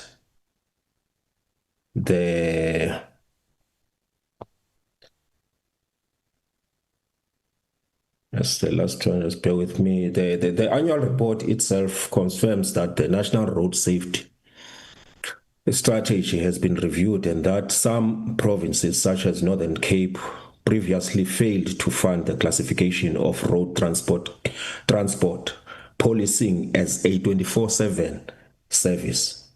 So in terms of the Intergovernmental Relations Framework Act, what mechanism is the department implementing to enforce provincial compliance and ensure adequate funding of road safety mandates? How does the department plan to address the 2.4 increase in road fatalities reported by RTMC, considering that road safety failures are tied to austerities and understaffing and the state's inability to prioritize the working class communities in terms of mobility systems? Those are my questions, Chair. Thank you. Thank you, Honourable Cesar. Let's take the questions of Honourable Peter as well, please. Thank you, Chair. Mine is so short, Chair. I won't be long. Honourable Chair, the presentation is so well and good. Mine is to check, Chair, does the department experiencing any maladministration or misuse of funds for this last financial year? My second question, how did the department manage or handle the virus of corruption into the department? Thirdly, the department reported that the duration of car licenses period has been extended from 5 years to 8 years. How did the department reach that stage as the department? Which process did the department follow? My last question is, what is the major challenge that prohibits the department not to achieve what the department seeks to achieve? What obstacle stops the department from that? Or did the department achieve its goals and missions? I so thank you, Honorable Chair. Thank you very much, Honorable Peter. Acting DG Mokonyama, keeping an eye on the clock. Let's go over to the answers, please. Thank you very much. Thank you very much, Chairperson. Let me try and break the records. Chair, we are very much aware around Section 38, in particular, our responsibilities, the accounting officer, to prevent irregular, unauthorized, and fruitless and wasteful expenditure. Chair, you would have realized we don't have irregular expenditure in the year under review. We only have a 14,000 rand wasteful and fruitless expenditure, which was the misuse of a government vehicle, which we are recovering that money, Chairperson. But Chair, the accruals, we try to pay everything by the 20th of March every year. Like I said, with the 30 days, there will be those invoices that come on the last day of March. Unfortunately, they have to be paid in the coming year because they need to be paid. But just when we hit March, we call everyone else to submit invoices for work done, not for work not done. Chairperson, the issue around the subsidy policy, Chairperson, we have indicated that we are now holding this back because it is not affordable. And a policy that cannot be afforded is as good as no policy. This does not mean we do not subsidize. Some of the numbers of 5.2 million passenger kilometers, and then the number of passenger trips that we reported on public transport. Those are subsidized routes. Unfortunately, we do not have room to expand to other areas, again, because of issues around finances. Funds permitted would have loved to cover the entire country in terms of subsidy, Chairperson. Chair, the 24/7, now I remember it was also in the previous set of questions. The 24/7 is a policy position, but we cannot necessarily, as the Transport Department, put it in legislation because there are issues of labor relations. And the pushback is not from provinces. I think the provinces at government level want this to happen. The pushback comes from the unions of the traffic officials, Chairperson. It's only the National Traffic Police and incidentally, an example was given of the Western Cape. In the Western Cape, they are doing the 24/7. So it's only NTP at the Western Cape, and the rest of the provinces have been talking to unions, I think, for more than 10 years to deal with this issue. Maybe going forward, they just need to put it as a conditions for employment, like the other areas. And firstly, to declare this a national disaster. And then you can then do 24 hours of 3 shifts.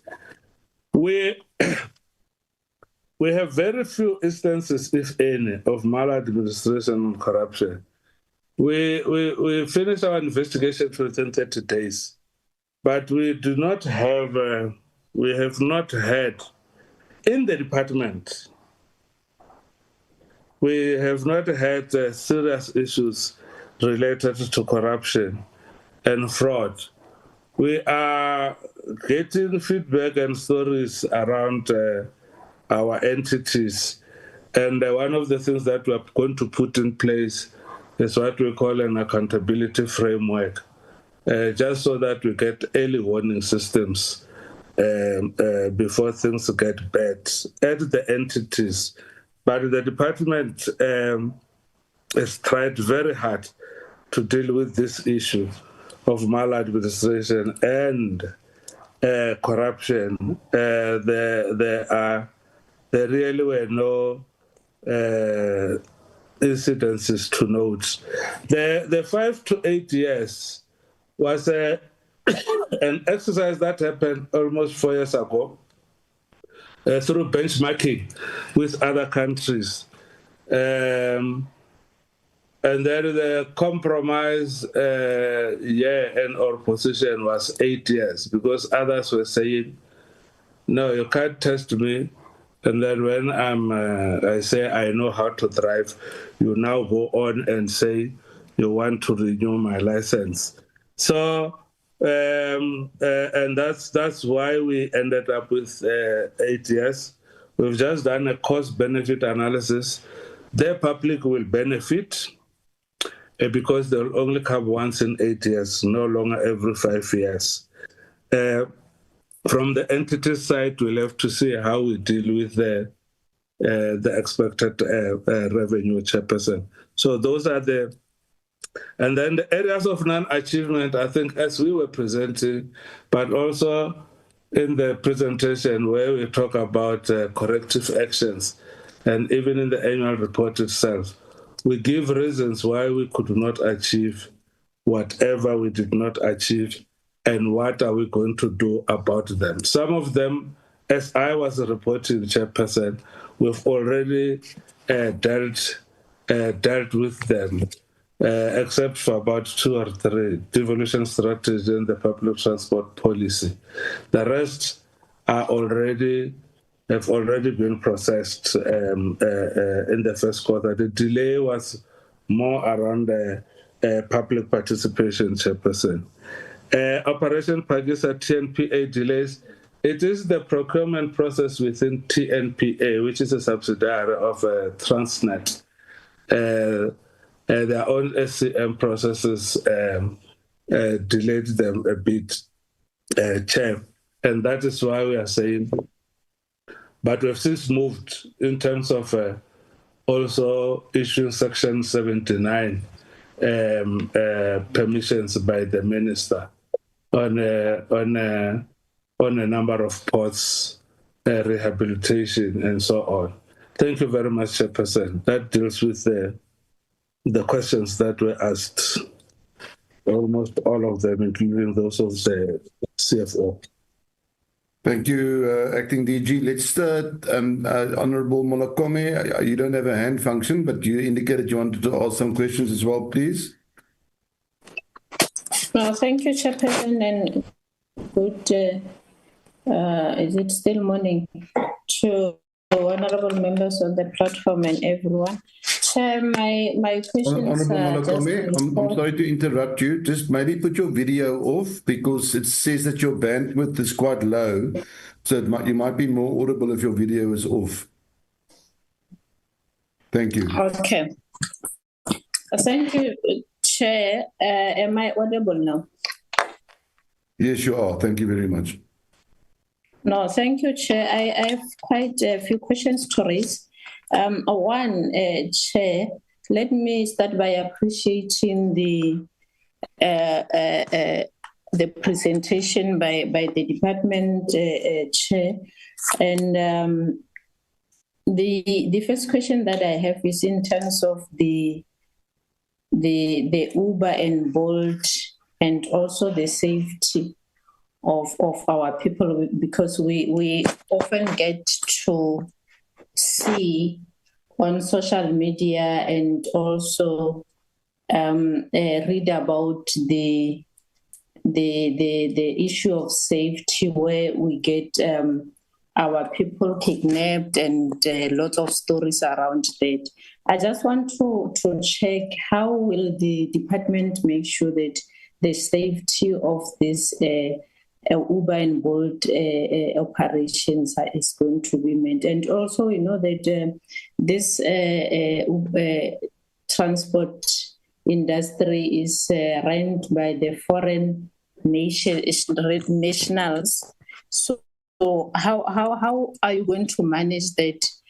You make sure that these foreign nationals really comply with the regulations of this Uber and taxi industry. On the issue of the GBV, I've seen the report indicating that you have the plan in terms of such. So I just want to get if the department can elaborate more on the plans that you have to deal with the issue of the GBV, because we know that this issue is really a national thorn. So I'm more interested in knowing your plans as the department on eradicating or reducing the issues of the GBV when coming to the issue of the taxi industry. The other issue, Chair, that I want to check is in terms of in your presentation, you mentioned the issue of fraud and corruption that were investigated. So who are those officials that were implicated? And also how are you planning to prevent such occurrences and strengthening of your risk prevention,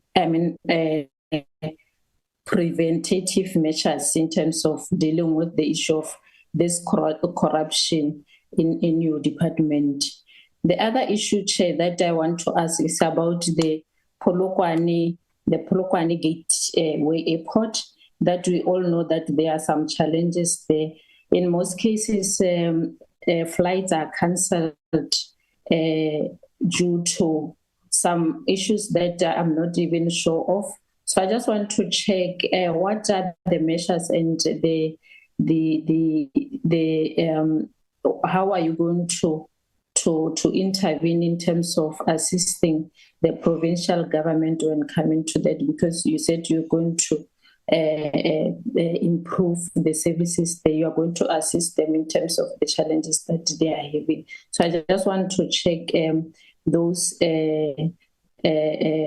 plans that you have with the Limpopo government when coming to such.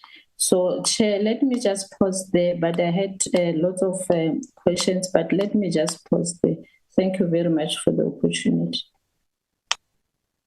Thank you, Committee Whip. I'm going to, DG, I'm going to add my questions as well. I don't see any more hands from the members. So I'd like to add my questions onto Honourable Molokome's questions, if you don't mind, and then you can deal with both those sets of questions. And then we'll see if there's any of the members who's got follow-ups, if there's time left over.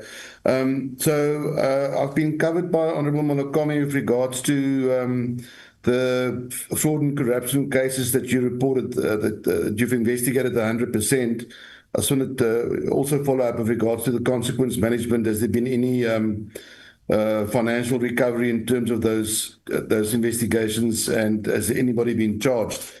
Similar with regards to the driver's license card account, which the Minister reported in the last question session in the NCOP that there were tender irregularities and the transfers are withheld. If transfers are being withheld there, are you going to tell us whether there's been any visible action against individuals? How far is the investigation? Has it been concluded? What are the consequence management around that, those tender irregularities on the driver's license cards? And then also, Operation Valazonke, you reported that 100% of the repaired potholes, of the reported potholes have been repaired. Could you maybe indicate how many actual potholes were repaired and how many per province, if you have those figures? And then the last question from my side is just I think it was in March. I'm just trying to find my paper on that question. In March, I think it was reported that there were tender irregularities with regards to signaling at PRASA, that's 17.8 billion rand. And in July, the minister in our meeting said that there was an investigation around that signaling tender, and that once the report has been handed over to the Department of Transport, our committee will be able to be taken into confidence, and that report will be shared with us. I just want to see whether that report has been handed over to the Department of Transport, and when can we expect to be briefed on that report? Thank you very much.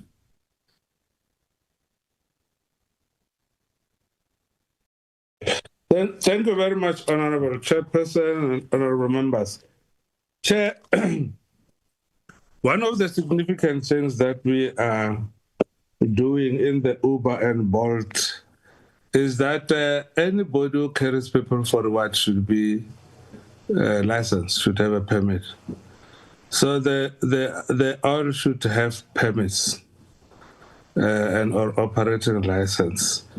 Otherwise, they won't be allowed to operate. But how would we know them? We also then are saying they must be identifiable. So they must have distinguishing marks. I must say they have resisted because they say it's a safety issue. But for us and for the law enforcement to be able to protect them, they need to be extinguishable, that they are Uber or e-hailing transport services.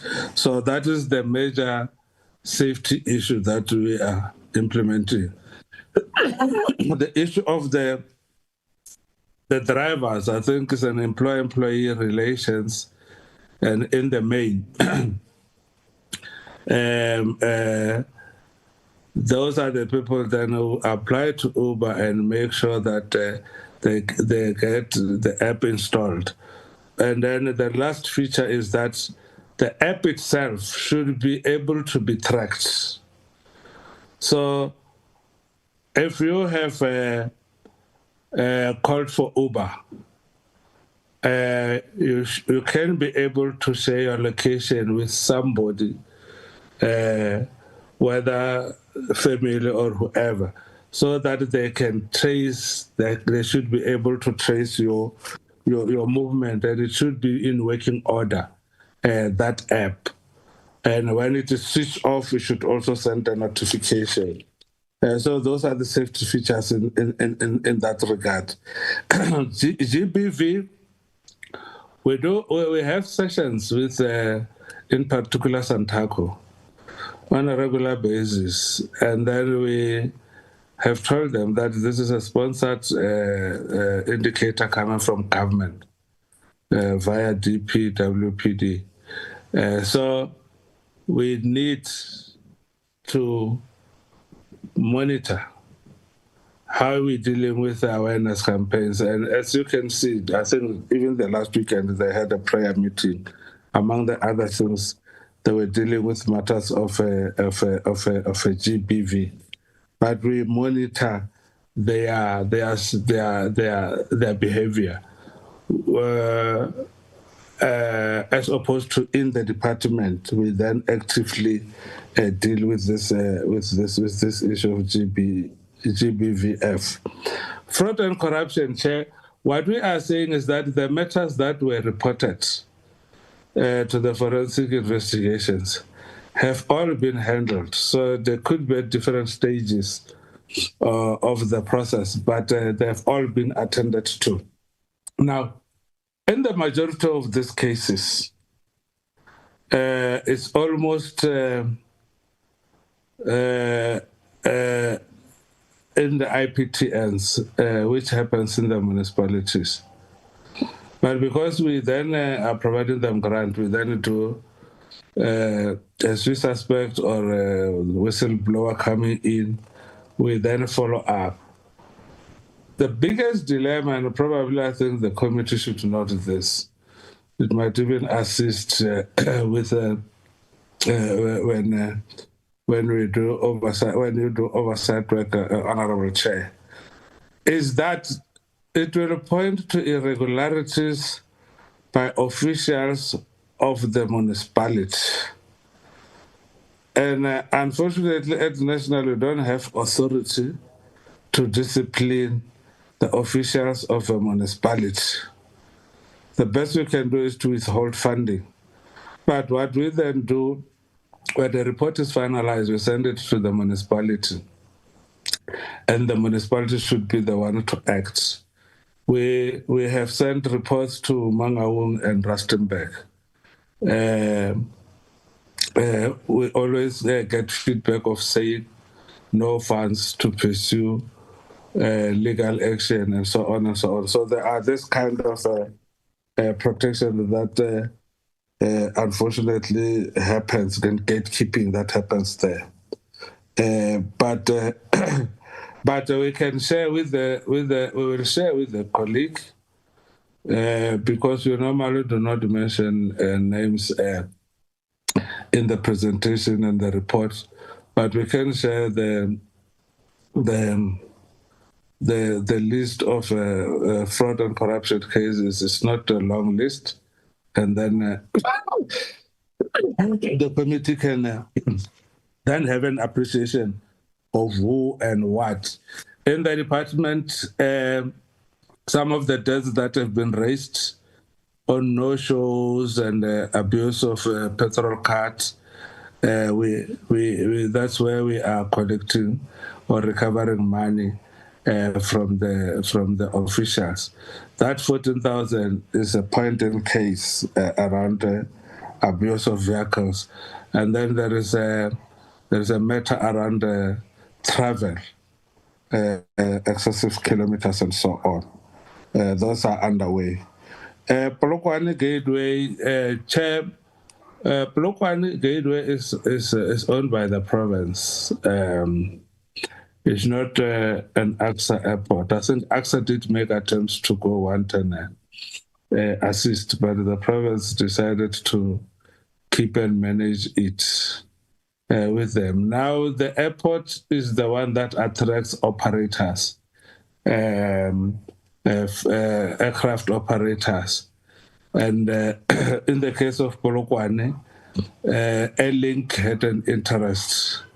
Now, if the contract between the province and the airline, or the gateway and the airline, somebody always misses the time, it's not reliable, it is delayed, and so on. The law is very clear in terms of invoking penalties to that airline to make sure that it toes the line.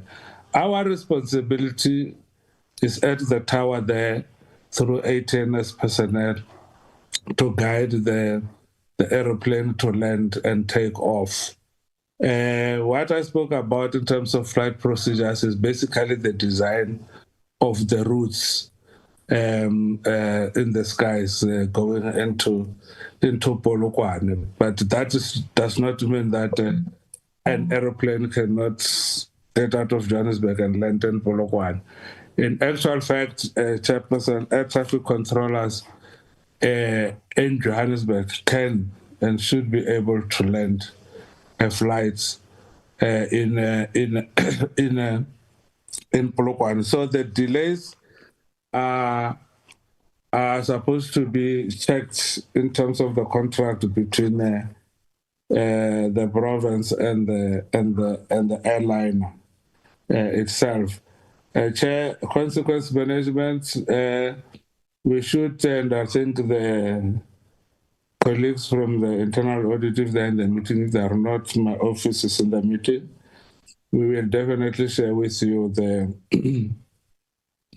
confidential forensic investigations report. And then with also a column for where consequence managements have happened or are happening in terms of monthly deductions. So the DRCA tender irregularities is what I spoke about. We are in court on the 6th of January to cancel the IDEMIA contract. It's what we call self-review. We're saying there were errors during the evaluation processes, so we can't continue with a contract that is errors. Now, there has not been a single cent paid out of this contract, and therefore there is no irregular expenditure that has happened. It was an issue around interpretation by the evaluation committee vis-a-vis the specs and the BAC and the final sign-off. So it indicated here that we need to take action on the committees. And now we have given this to legal to look as to whether there was malicious intention there or not.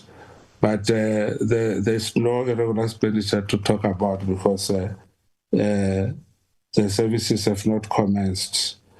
I think I doubt if % will have a potholes per province, but where we have taken the consolidated report from, we can get those source documents and they should be able to indicate how many square meters were repaired in which province. Central has got this app that what they claim about 14 days response. And then the provinces are able to deposit information in there. So we can pull up a report there, Chairperson, and send to the committee. The signaling tender irregularities, Chairperson, the processes are still unfolding. Chair, now the issue is with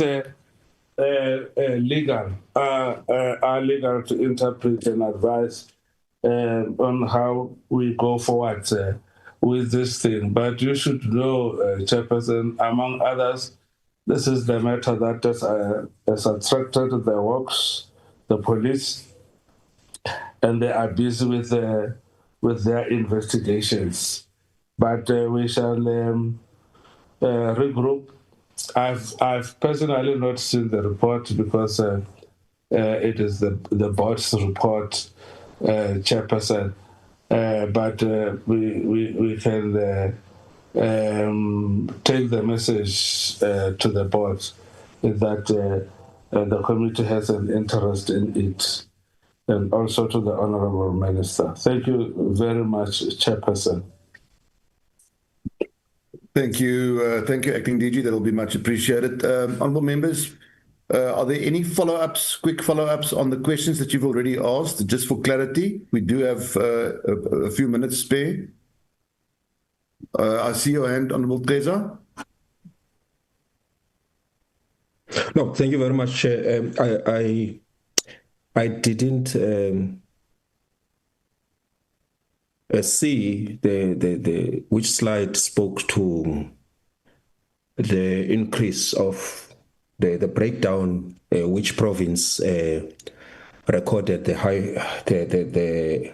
highest increase in fatalities, you know, and what immediate intervention that the department will implement to reverse the trend. And I also, given 45% of all fatalities are pedestrians, what is the department's contingency plan to actually ensure that that is done? The last one, Chair, I always, I'm coming from Mpumalanga, and every time I hear transport, I want to hear the Moloto corridor. about the Muloto corridor, even on the annual report, Chair. Thank you very much for the input. Thank you, Honourable Keza. Honourable members, Mr. Mohan has put in the chat, if you have that functionality to go to the chat, you'll find the breakdown of the pothole repair program for, on Sunroll roads. Thank you very much for that. And then DG, if you just want to, Acting DG, if you just want to address the last questions of Honourable Keza, please. Thank you very much, Honourable Chairperson, and to the Honourable Member. I also come from that space, from the East. Chair, Moloto Road is pretty much complete on the Limpopo and Mpumalanga sites. And I saw they're already starting on the Gauteng side, because Gauteng did not want to transfer the road to Sandra. But I'm sure the member, if you go further northeast, you will see the much improved and wider Moloto roads. But Sanral, we will ask them to provide a progress report and or pictures. I saw the pictures myself. It looks beautiful. I just don't have the exact percentage in terms of its completeness on the two provinces where they have started the phase one. The phase two is the Gauteng coming towards Gamel the left, and then Pretoria northeast. The issue of fatalities, Chairperson.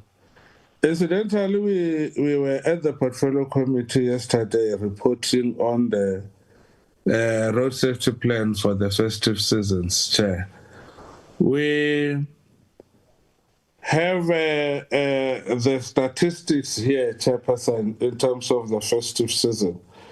In 24-25, there were 1,286 fatalities, crashes, resulting in 1,589 fatalities, which was a slight increase by 37 deaths from the previous year, the same period, and that is only talking to the festive season. But what are our plans, Chairperson? We are augmenting the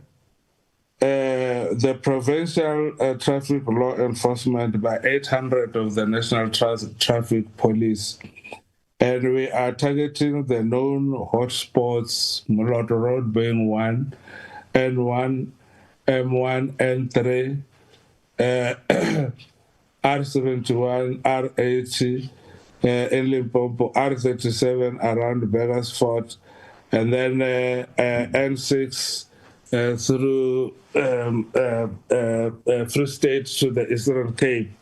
But we can, we will also send the plan to the Secretariat to distribute among members, Chairperson, and the committee members, honorable committee members, are more than welcome to join us in our efforts to ensure that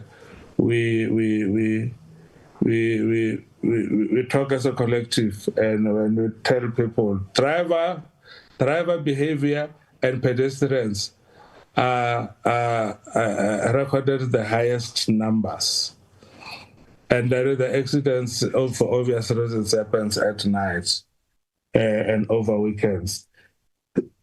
So we will send the presentation we made together with the report to the portfolio committee, And then we will also indicate what are the activities per province, and the members are most welcome to also join us in these efforts. But we have been assisted with a little bit of cash, both for law enforcement and for awareness campaigns. And we will be targeting pedestrians, mostly at taverns and other groupings. And then we'll also address the issue of drivers with heightened law enforcement, especially in the hotspots. Thank you, Chairperson. Thank you, Acting DG. Acting DG, is there anything that you would like to add before we release you? No, nothing, Chairperson, but Chair, you could hear us moving very fast on the sector indicators. And then we gave you a summary of the entities. You are most welcome to call any entity at any time to come and talk to their issues, Chairperson. But thank you very much for the meeting, Chairperson. If there's anything else, we are more than happy to provide the information. I'm sure it might come through the Secretariat, but also always oblige. Thank you, Chair. Thank you very much, Acting DG, and let me appreciate today's presentation, and thank you for that.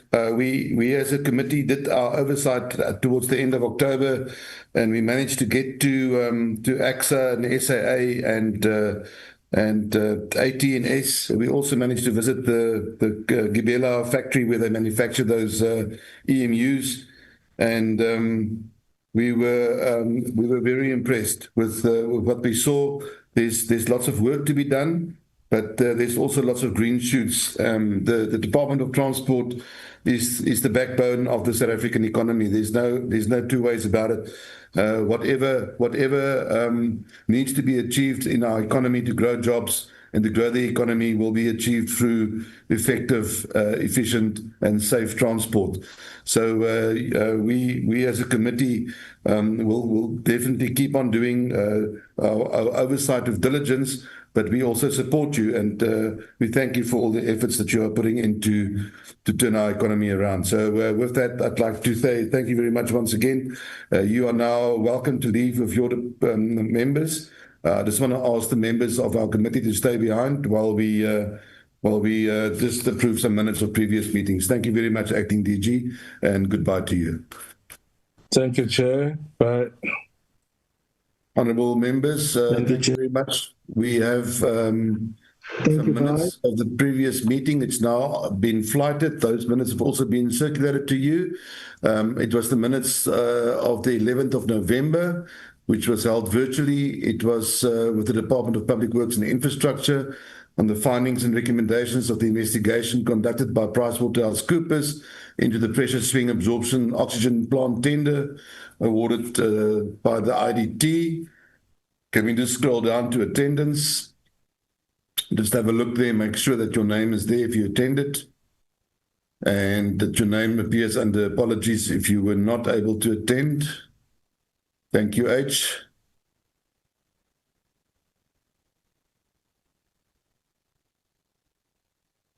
Opening, apologies for the previous meeting. Thank you. Proceedings. Our deliberations.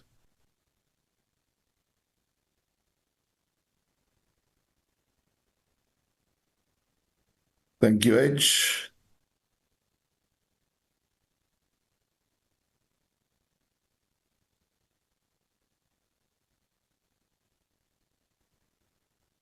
And that's it. Honourable members, thank you very much.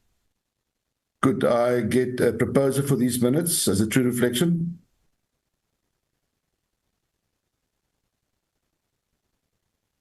Sorry, members, I can't see hands at this stage. Just a proposal for the minutes. Chairperson, I propose. Thank you. Thank you, Honourable Skerkogel. Can I get a seconder? Chairperson, I second. Thank you. Thank you, Honourable Peter. Are there any matters arising from those minutes that we need to take note of? If there is none, then we'll take those minutes as duly adopted. Honourable members, thank you very much for your participation today. As we head towards the last bit of the year, it's crunch time, so I really appreciate your diligence, the questions you asked today, and the fact that you were all present. It's much appreciated. I wish you a pleasant afternoon, and thank you for your attendance once again. Also, thank you to our committee staff, our researchers, and our all our administration for your hard work behind the scenes. Much appreciated. With that, the meeting is now adjourned. Thank you very much. Thanks, sir.